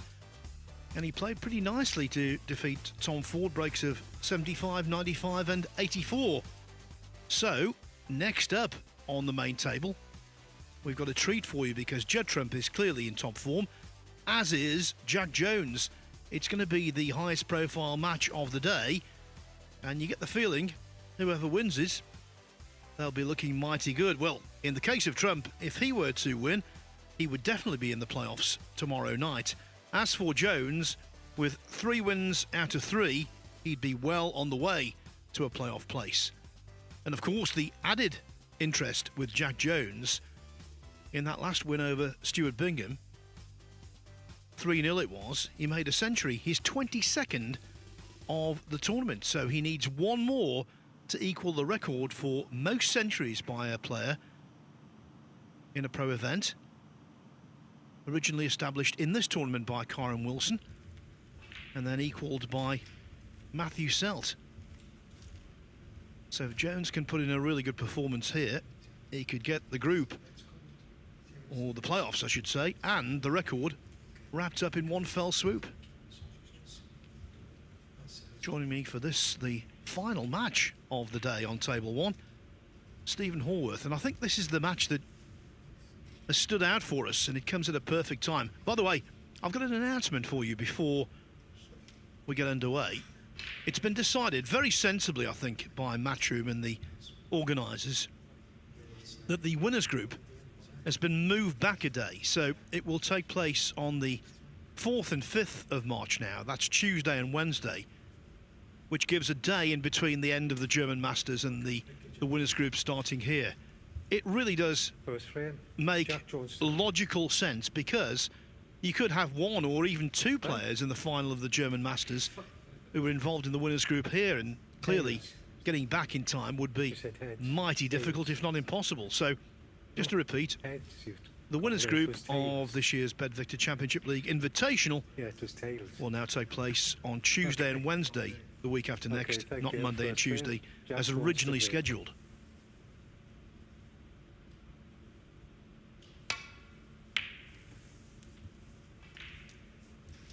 Yeah, good decision in my opinion, because as you say, we've got the likes of Si Jiahui, Hossein Vafai, Kyron Wilson and of course Mark Selby already in the winners group.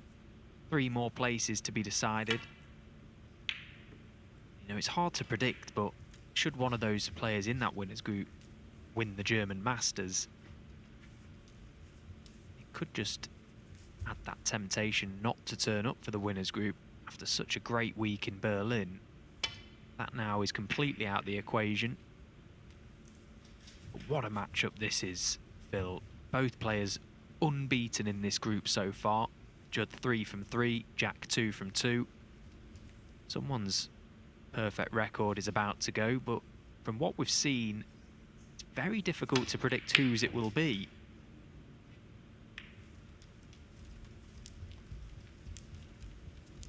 Fully agree. One thing I will say, Jones is not the kind of player who's intimidated by reputation or status of his opponents, as he showed when beating Trump 13-9 in the quarter-final of the World Championship last year. Admittedly, it was a pretty poor performance by Trump's standards, but nevertheless, Jones did what he had to. Well, Jones also beat Trump in the first round of the China Open in 2018, 6-5. But Trump does lead in their head-to-heads 5-2. This is their first ever meeting in the Championship League. 3.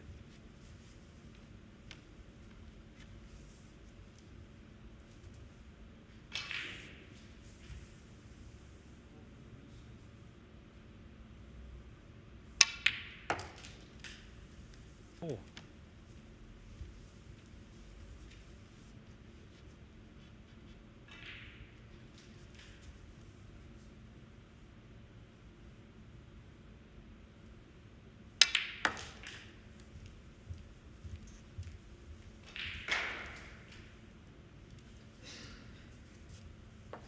over on table 2, it's possible that Joe O'Connor could make the highest break of the group. He's got pink and black. For a 141, which would supersede Tom Ford's 137 as an early candidate for that £500 bonus. 17.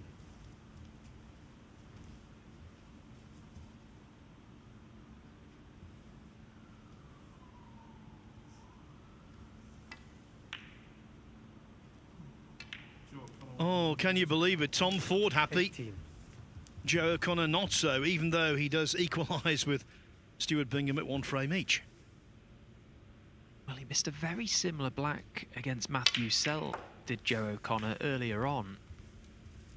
Close to the side cushion with the cue ball, missed that thin from the opposite side as well. 25. That'll disappoint him a little bit.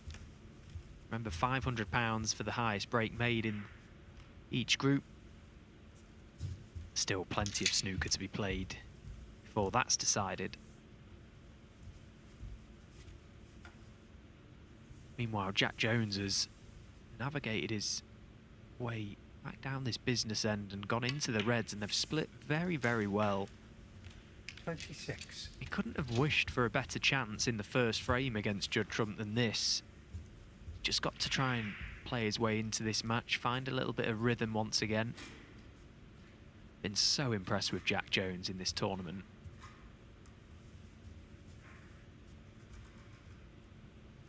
Well, he's an ATM, isn't he?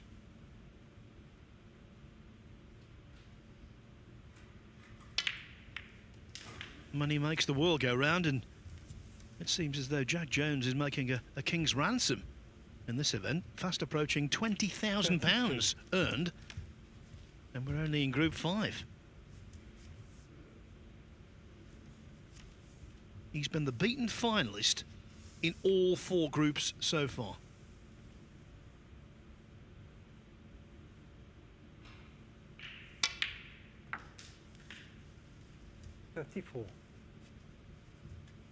Well, are we looking at this chance as a great chance to win the opening frame?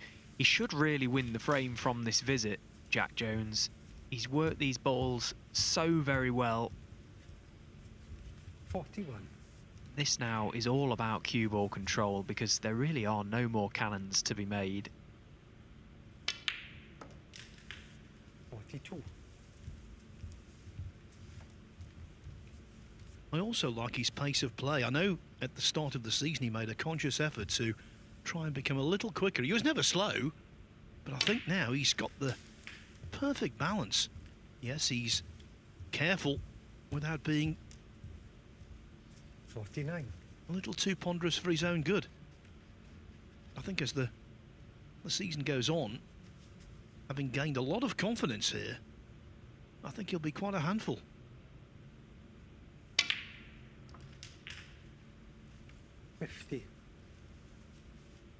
Plays Alan Taylor of Liverpool in the German Masters next week. And if you fancy a small wager on who will win out in Berlin, I think Jones might represent good value.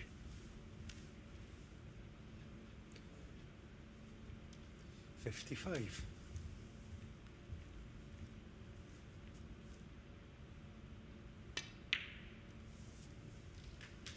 56.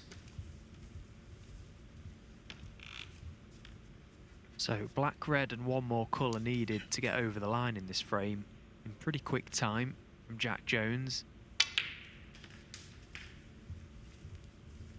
But make no mistake, his sights will be set on that century break. It's a target and a record that will mean probably quite a lot to someone like Jack Jones. Oh, as he misses the red and he's not even over the line in this frame. 63.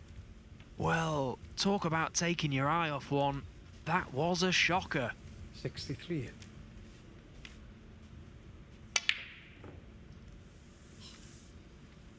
Jack Jones. Entirely out of the blue. Now, what an opportunity for Trump to deal a real blow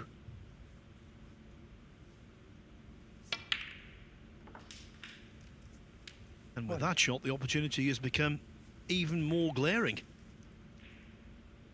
Well, you could see from Jack's reaction, as soon as he missed the he gave no consideration to the fact that he could have potentially missed that ball. It was virtually unmissable in his own mind. Just goes to show you drop that focus for a split second out there in the arena and you can miss anything on these tables. What a big miss that could be. Well, in the first frame of that super quick win over Neil Robertson a little earlier, Judd Trump missed a pink of similar ilk to the same pocket. He wasn't punished. Robertson subsequently missed a black off its spot and then hardly got a look in for the rest of the match. But these shots do crop up 13. when you least expect them.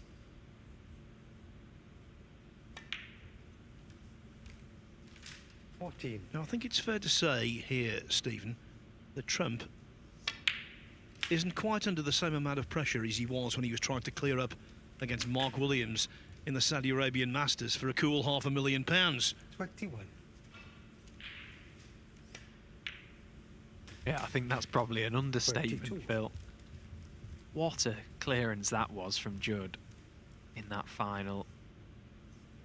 Probably the best I've ever seen with my own eyes live.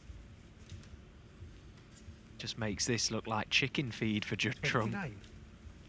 But he would love to see that from Jack, that miss. That is something that Judd Trump can really 30. get the blood flowing over. He absolutely loves to punish you out there, Judd Trump. And he will know if he can convert this chance, the real opportunity to put Jack Jones bang under pressure straight from the 37. off. Not just because of the way he's made the clearance, but the fact that Jack will probably be thinking about those century breaks as well. Thinking about things he 38. shouldn't be thinking about, really. I feel partially to blame because I've been chatting to Jack about that record all day. Maybe it was on his mind and it affected his 43. concentration adversely. 45. So Trump, 18 behind, he still needs all of them, but they're all on the spots.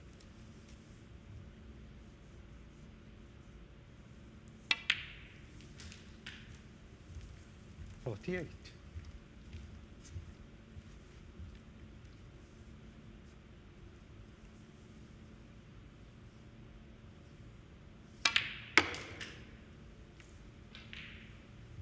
In the first match today, which Trump played, he beat Tom Ford 3-1. The cushions weren't behaving as they should. They were quite slow and spongy.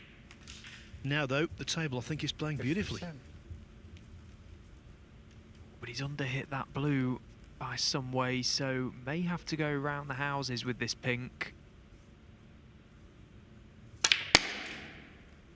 Just to add insult to injury, a little bit of naughty snooker to finish off. But this cue ball is going to be close to the 62. side cushion, so not a pot you would expect Judd to miss, but more difficult than it perhaps could have been. Very good indeed. It really was a terrific pot and indeed a terrific clearance.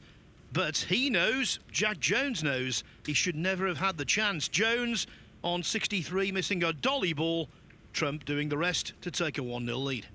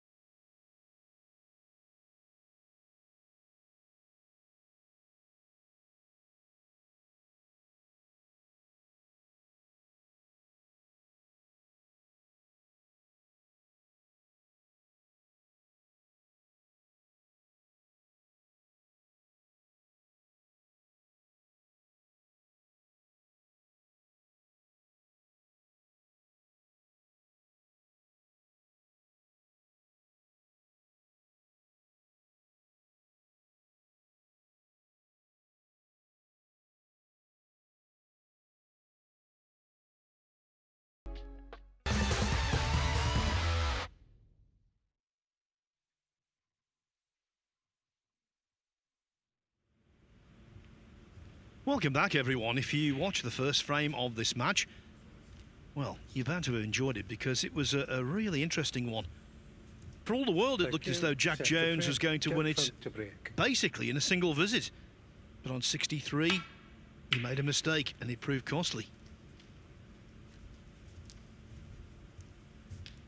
Yeah, and on the topic of interesting, it adds a very interesting dynamic to the rest of this match now, because how will that affect Jack Jones? Okay, this format is quite a relaxed one. There's another game to come for Jack Jones tomorrow.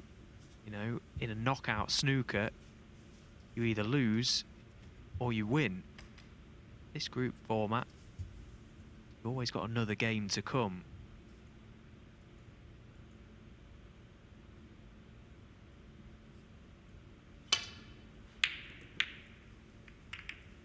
And make no mistake, that sort of chance that Jack Jones squandered in that previous frame, it will have hurt. The fact that Judd stepped up and punished him for it. Yeah, this is the last engagement for both players today. Tomorrow, Jones has 3 matches against Matthew Selt, Neil Robertson, and finally against Tom Ford.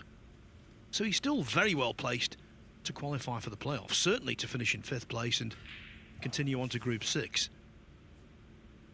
As for Trump, if he can win this match, regardless of what he does in his final 2 round-robin contests, he will be in the playoffs. Yeah, and that was the point I'm trying to make about these group phase tournaments. You know, in standard knockout play, if you make that sort of mistake and get punished and then go on to lose the match, you're out of the event. You go home and you think about it for, well, many days and sometimes weeks. It's a very taxing sport at the best of times, but if that mistake costs Jack Jones this match, it will be forgotten about by tomorrow, because there are more matches to come. But he'd like to try and get something out of this game. We've mentioned both players with unbeaten records today. Be interesting to see how Jack responds.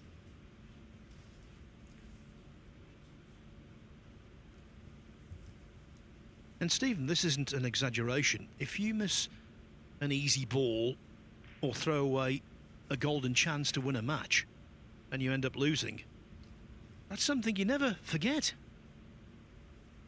No, it isn't, and that's it. That's why it's one of the hardest sports, because those thoughts do travel back to your seat with you. And it's incredible the balls you can miss. You know, Jack's got himself into such a rhythm there that it was such an elementary shot. He never even considered it was missable. You just don't think like that as a player. You just look at the ball, you get down and you strike it. You know, it is unmissable. But it just goes to show you can miss anything. A slight lapse, and that's all it was for me. It was a lapse in concentration, and it cost him. I've had the privilege to do hours of commentary with Stephen Hendry, and something he says repeatedly, and I know why he continually makes the point, because it is entirely true. It's not the spectacular shots you knock in, but it's the easy ones you miss. You need to eradicate those.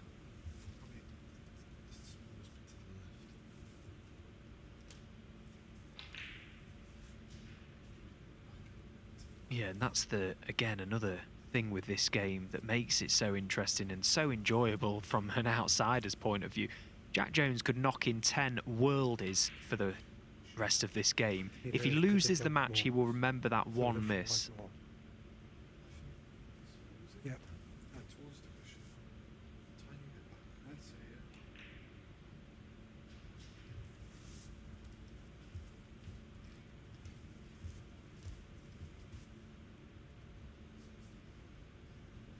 Well, Judd playing the same shot again. 2 cushions trying to nestle into the back. This looks a better pace.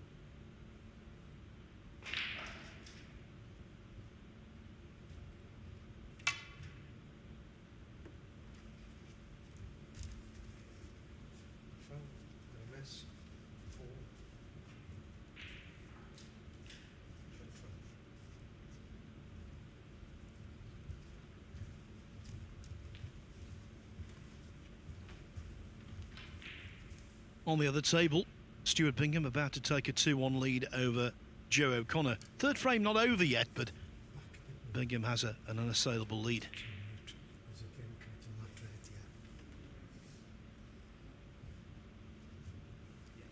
Third frame is over now. Bingham officially leads 2-1.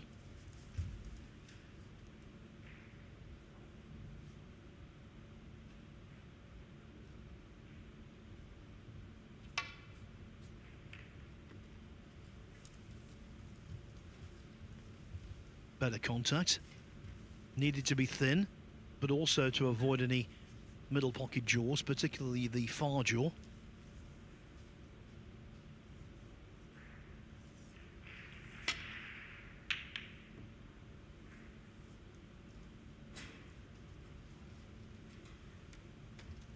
I must say I've been very impressed with Judd Trump's attitude today. He's treated this with the utmost respect. He's played properly. He's played pretty well. Okay, he's made a few mistakes. But there's no going for ridiculous shots, pushing the boat out. He's been thoroughly professional. Yeah, and I must say, I'm sure I'm not the only one that would have been pondering over the fact that there was definitely a chance that Judd mightn't have shown up for this event. You know, losing in the semi-final of the Masters at the weekend, that, of course, a massive disappointment for a player of Judd's class and dominance at the top of the world rankings. You know, it does feel like a come down for him to come and play here behind closed doors, but every credit to him. He's a winner and he wants to continue his momentum, and fair play to him. It seems as if he's brushed off that disappointment well, because he has. He's looked very sharp today and he's looked in a good headspace, really. As if to prove our point.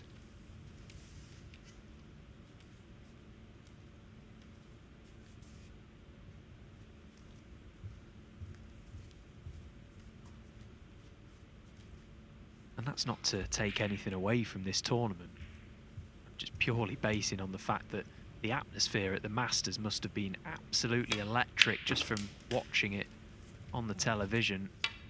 2,000 plus spectators in the Alexandra Palace. You know, that really is some come down for, well, everyone that got beat. The only person leaving that venue happy was Shaun Murphy. But as it always does, the World Snooker Tour, it rolls on. Don't know whether you've discussed this with Ben, Stephen, but I feel it's appropriate to give Shaun Murphy a mention. It wasn't just the fact he won the Masters, which is a lovely thing in itself. It was the way he played. 7 centuries in the tournament, 4 in the final. He made a 1-4-7.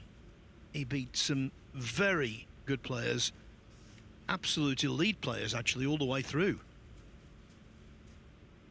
Not an easy draw at all. It's impossible to have an easy draw at the Masters, but sometimes you can get an easier draw than others.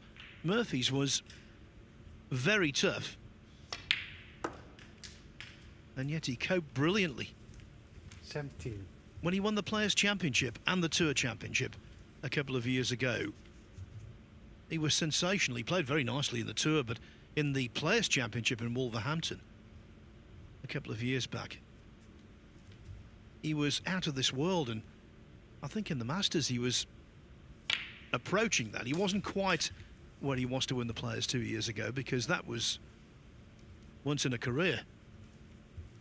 But I think it's going to give him huge confidence going forward. Yeah, and I really hope so as well, actually, because Shaun's been a favourite of mine for a long time. You just look at how he plays, how he 25. conducts himself on and off the table, how he cues the ball. Everything about him just screams professionalism. And I've always thought that Shaun is just too nice. And I mean that with the utmost respect, but you look at the 30. people like, you know, this guy at the table, Judd Trump. You know, he wants to absolutely cripple you out there in the arena. 31. And he keeps his foot on your throat for as long as he can until the match is won. And I've just got the impression that Sean is just too nice at times in those big moments. There was none of that this week at the Masters. He was there to do a job and win, ultimately. He played brilliantly well. Cannot speak highly enough of his performance. A couple of statistical notes. He's been a pro now for well over 20 years. That was his biggest payday. Previously, it was $250,000 for winning the World Championship as a qualifier in 2005. And how about this? I mentioned the fact he made 7 centuries. 44. The Masters was inaugurated in 1975. In the Masters of 75, 76, 77 and 78, the first 4 editions, there were 0 centuries made. In fact, one year, I think the high break was 88. Murphy comes along and just underlines the standard out there these days by making 7 centuries on his own in 1 year. Yeah, but what you've got to remember, Phil, is that the standard back then was so much better than it is now. Well, that's the second time today that Stephen Hallworth has said something with tongue-in-cheek. 58. It is entirely inappropriate to compare eras, even though I've just done it. But you have to say these guys, 59. they've just taken the game to a new level. Yeah, it's just a different game now. You're absolutely right. You can't compare eras. It's absolutely pointless. All you can do is enjoy the standard that we're witnessing in the modern game now. Players like this man, Judd Trump, make the game look so simple. Yes, the conditions help that, but, you know, he's an incredibly talented snooker player who makes the game look so easy. 65. He was born to play snooker, and he was born to have a cue in his hand, and he's making the most of it. It's been a great break, this, from Judd, in response to that counter clearance in the first frame, giving Jack plenty to think about as he watches on. Well, it's scuppered our hopes, Stephen, of getting any overtime payment today. We might have to end up giving some back. It's the earliest finish I think I can ever recall in the Championship League. If Trump wins the next frame, because he certainly won this one,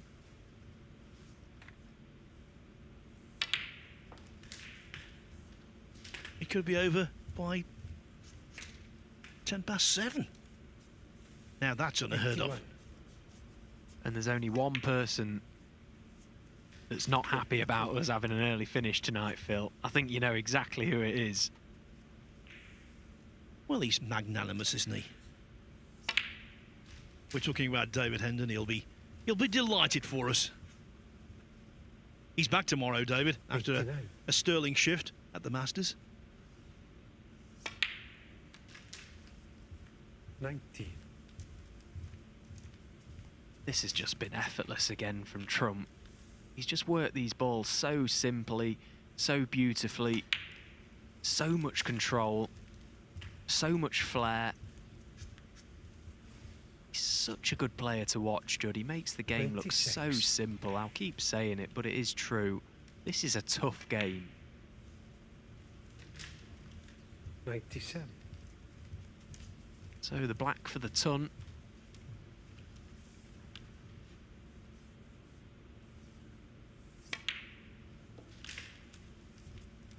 And now that 137 from Tom Ford is the high break of the group. Could be under threat. Although this 104. stretching over could be a little tricky. 105. That pocket was generous. Yeah, it just crept away, didn't it, to that right jaw. Only the pace, I think, keeping that one in the pocket. So now a real chance to threaten that high break. Now, Joe O'Connor will be kicking himself. A few moments ago had the black off the spot for a 141. Oh, but Judd's gone round the houses and missed the yellow. 112. So the break ends at 112 after that clearance in the first frame from Judd. He leads 2-0 He's one frame away from a clean sweep of 4 victories today.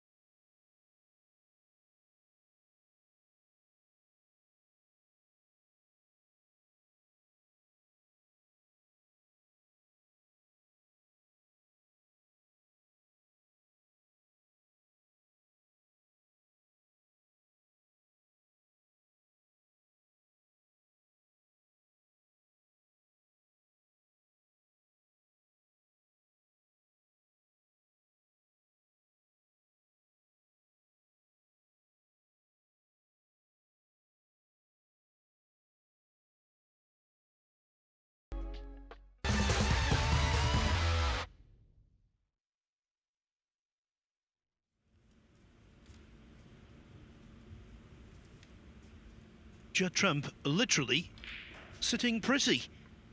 If he were to win this match, which looks increasingly likely, he leads Jack Jones 2-0. He will have 4 wins out of 4, and his place in the playoffs, the semi-final playoffs tomorrow night, will be under lock and key. As for Jones, well, he's chasing points and also that world record. It was all looking so positive when he made that 63 break in the first frame, but then he missed a ball that you can't quite get your head round. And ever since, it's been Trump knocking in balls, taking command of the match. As for the other table, Stuart Bingham and Joe O'Connor, well, it's 2-1 at the moment to Bingham, but in the 4th frame, with 4 reds left, O'Connor leads by 20, and he's at the table scoring. So that might well go the full distance.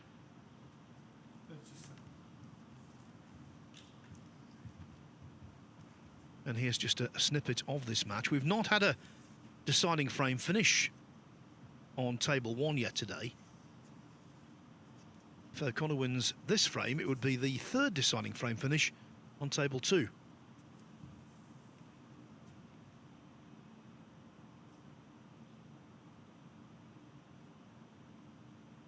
O'Connor does have a win on his CV in this tournament.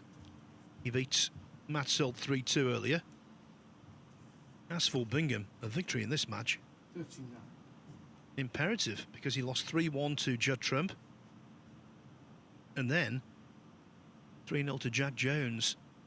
Now, Bingham is one of those players who has extricated himself from a real predicament. He has got through in groups, certainly to the playoffs, when he's been 0-3 overnight. He's fought back, but it's a tough task to do that. So a victory here for him would be very useful. As for O'Connor, if he could make it 2 out of 3, that would be a good day's work. But he does have one more match left, actually, O'Connor, on this table against Robertson immediately after this.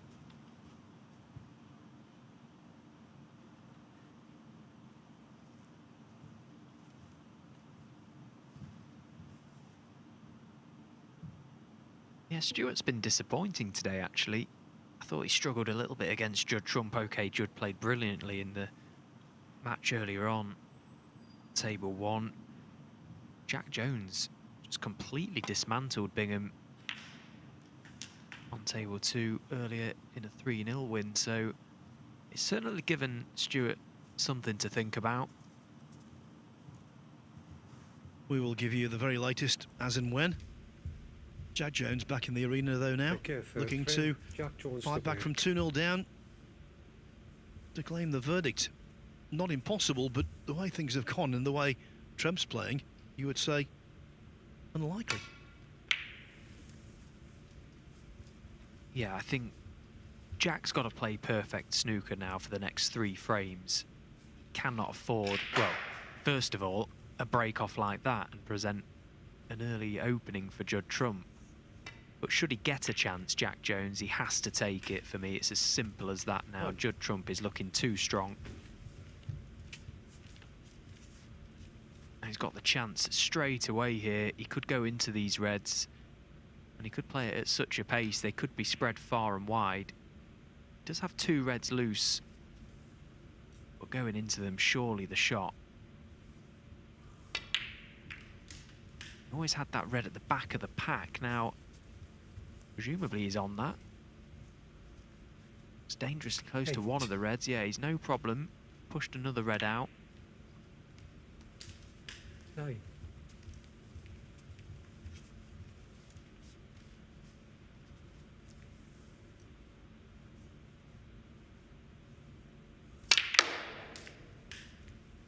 And once again, just look at the work he got on the cue ball there.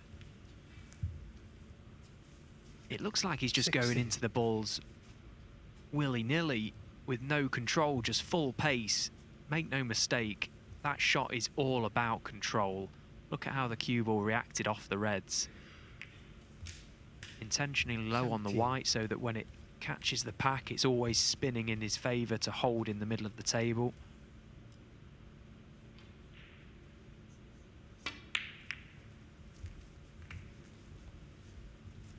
Jack Jones. Sorry, Judd Trump. Well, the way things were going, I 17. think Trump's miss blue there was even more surprising than the miss from Jones in the first frame.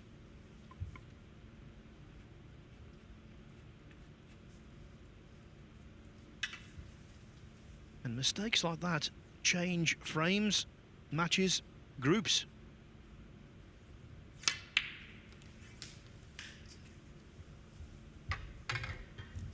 Yeah, so this is that chance now that Jack has been praying for. He has to take it.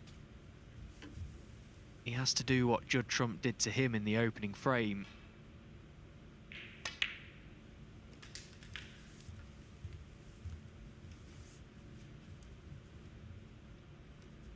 It's not a clear-cut chance, this, but he's got to work it out somehow. There's 4 or 5 reds in open play that he can choose to play off before he needs to really consider how to go about that little cluster beneath the pink spot.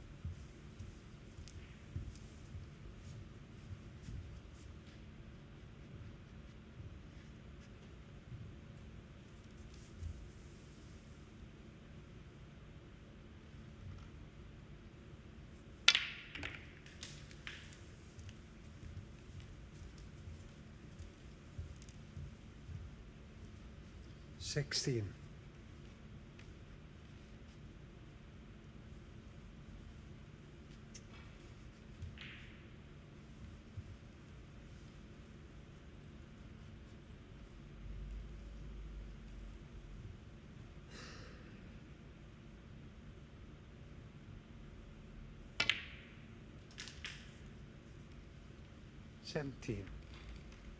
The run that Jones had to the final at the Crucible last year was one of the main stories of the World Championship. Okay, in the end, he didn't capture the title as a qualifier, as a real surprise package, but merely getting to the final was hugely noteworthy and career-changing.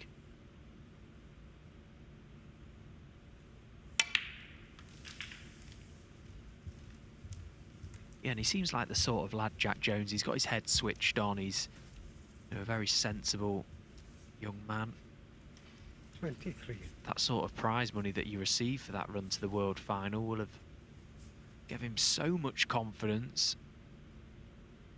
I get the impression that he would have been very sensible with his money as well, which is a great thing to be able to do as a snooker player, because as tempting as it is when you receive a paycheck as large as that to spend it and 24.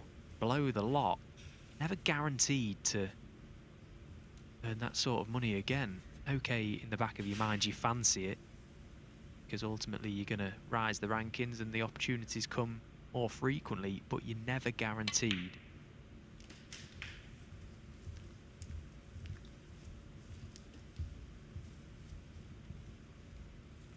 Yes, and one of the great things about playing snooker is that if you are happy, settled, if you're not worried about anything, including financial matters, if you're in a good financial state, that will help your game, because it would reduce pressure and consequently make potting balls a little easier.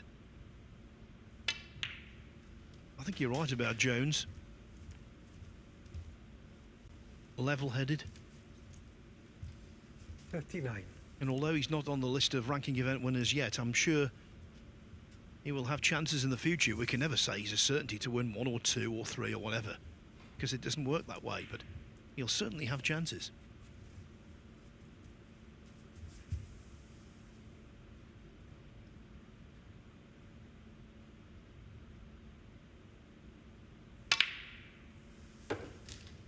Yeah, it's important 40. that Jack just trusts the process from here on out, because he's mixing it with the big boys now. He's competing with the best players in the world on a regular basis, and ultimately when you're putting yourself in those positions, you're gaining valuable experience, you know, experience that money can't buy, so that when those big matches do come around, you can draw on that. You know, even events like this, 47. how many matches you play over the course of the Championship League, particularly being involved in so many groups as Jack Jones has been. He's playing against top players all the time, just getting accustomed to it. Well, he's had 32 matches in his first 4 groups and 3 today, so 35 best of 5s. And counting, of course. Now, he tried to swing the cue ball a little wider there. He caught the red, he didn't want to.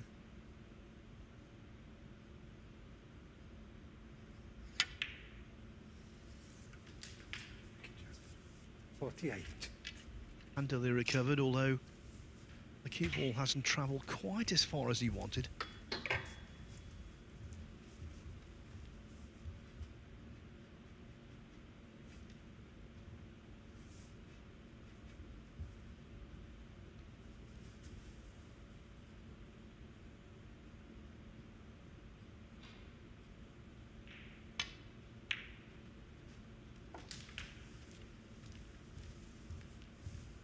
Yeah, that was a good recovery pot, because he knew that he was leaving his cue ball in an area to be on, 55. well, multiple reds. He's nice on the one next to the pink, building the lead. This frame is nearly done.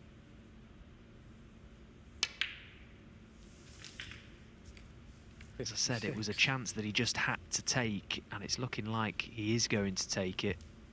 This has been a brilliant break from Jack so far.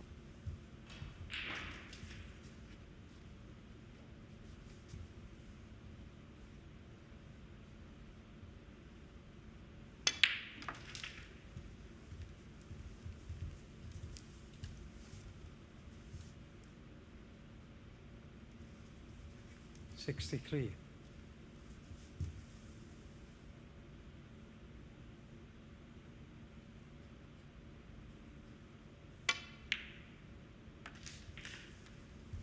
$64. 47 in front, so the pink is frame ball.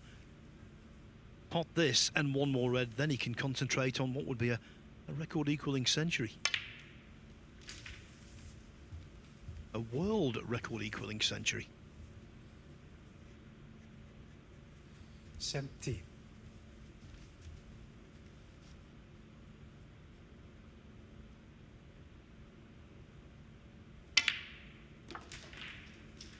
$71. Okay, so now just investing in making a 3-figure contribution. He's 23rd of the tournament.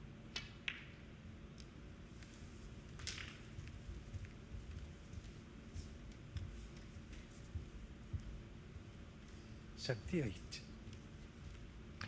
Well, interesting shot selection there from Jack. I thought he may have been tempted to promote the red closest to the middle pocket, played it at such a pace that he was always guaranteed to have a shot at this red into the left corner. Now it's very tough using the spider.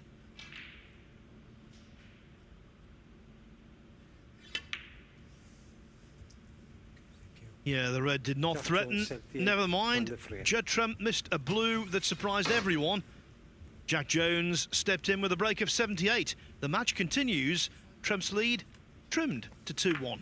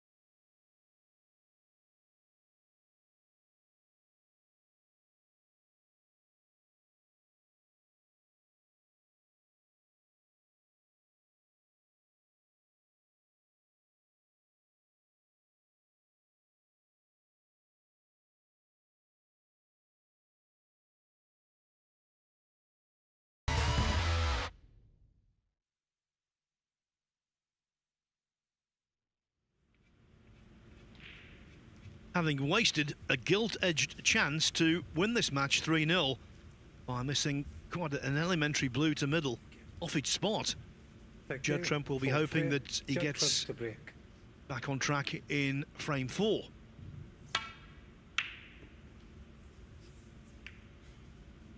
But this applies to even the world number 1. Whatever you do, don't hit the blue. In this instance, it wasn't a bad outcome, actually.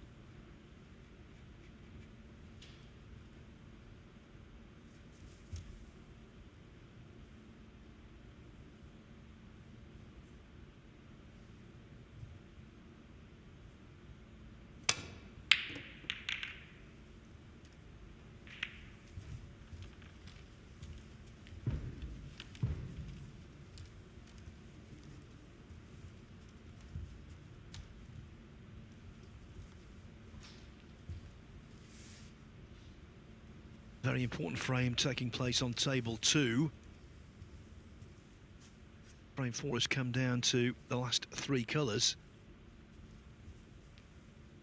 We'll have a peek over there in a moment. As Trump gets in. Now O'Connor has got this to equalise against Stuart Bingham. Very well cued. And it's not very often you see a reaction like that from Stuart Bingham, but you may have heard it from our side of the arena. He banged his cue because he was right behind the blue, playing down for the pink into the middle pocket, and he missed the blue, smashes his cue onto the arena floor. Up steps Joe O'Connor, knocks the blue in and takes us the distance.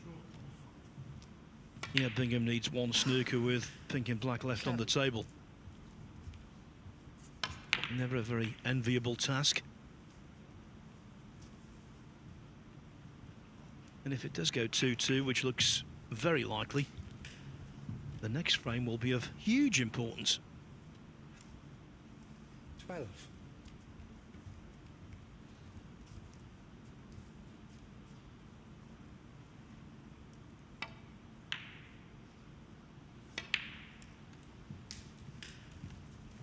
13. As soon as the frame's over, we will let you know.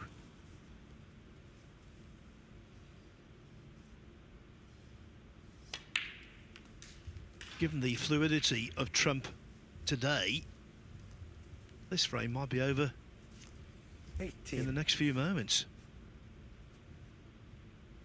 Been quite a day for Trump, all things considered, on both sides of the Atlantic.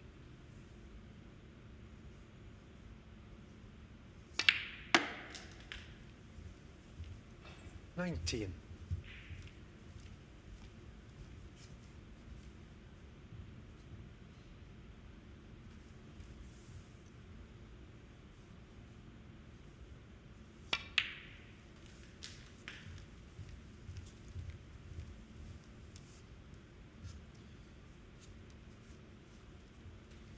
25.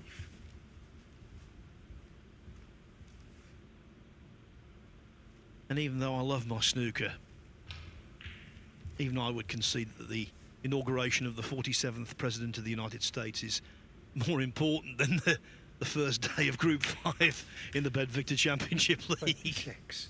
Oh, Phil, you've changed. Yeah, sorry.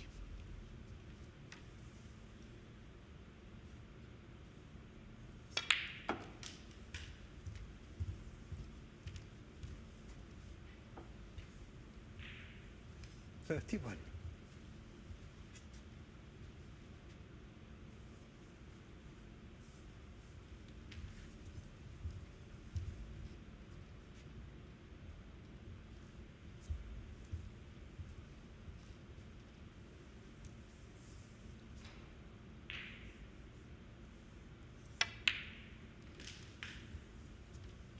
Was that wide ball? He's 32. okay. You can normally tell from players' reactions in that kind of instance. It did look as though it was going to be close, but he didn't move a muscle, so we knew it was going to be okay.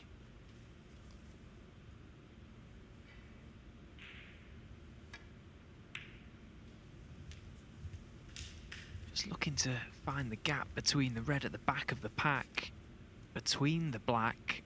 Has he travelled 27. far enough? It's very tight as to whether he can get through to this red to left corner now. May can pot it with a touch of right hand side. He'll be on the black.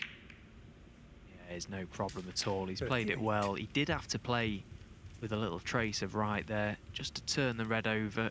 And now with 3 reds in open play, all the colours available, this is looking like a match-winning 45. chance for Judd Trump. I suppose on reflection and the way he's played today, he'll be disappointed to drop the 3 frames that he will have 26. done should he convert this chance. Been another superb display from our world number 1.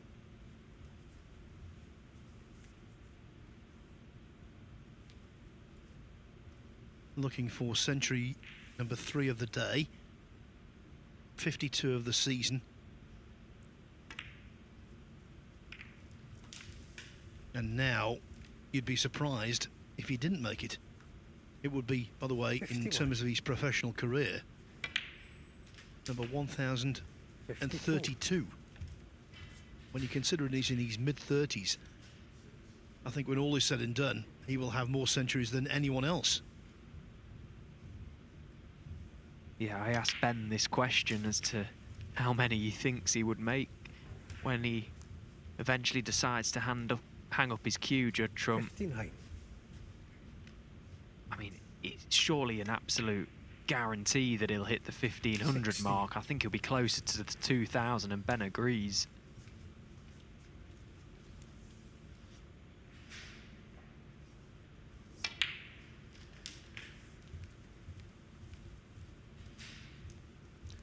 Can tell you that Stuart Bingham was 67. unsuccessful in his quest for a snooker in the 4th frame, so it is 2-2 in his match with Joe O'Connor.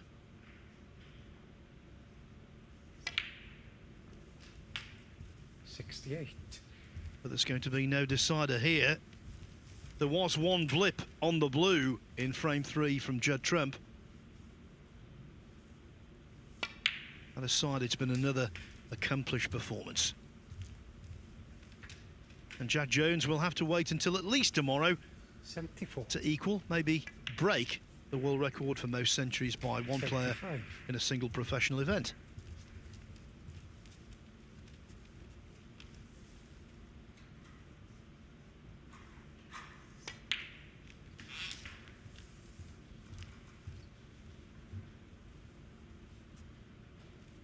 $82. 83.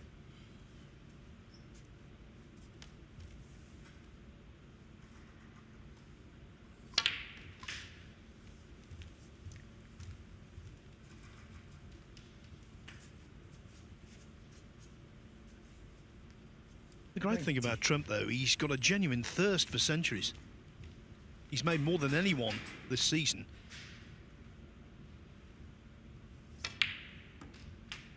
And come the end of the campaign, 91. you would be surprised if someone went past him. Yeah, it helps when you're a winner like he is and you're pretty much always in the latter stages of tournaments. Inevitably, that century count will always grow, but he just takes them so well. And when he gets in these sorts of positions, you just can't see him 97. not making the ton. 98. Scores so heavy, so quickly.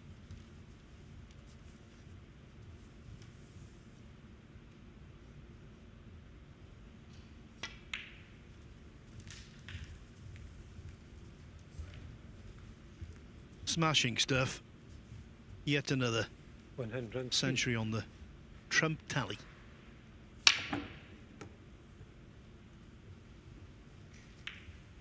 And what a good day's work from Judd Trump. A total of 4 matches played. He recorded 4 victories.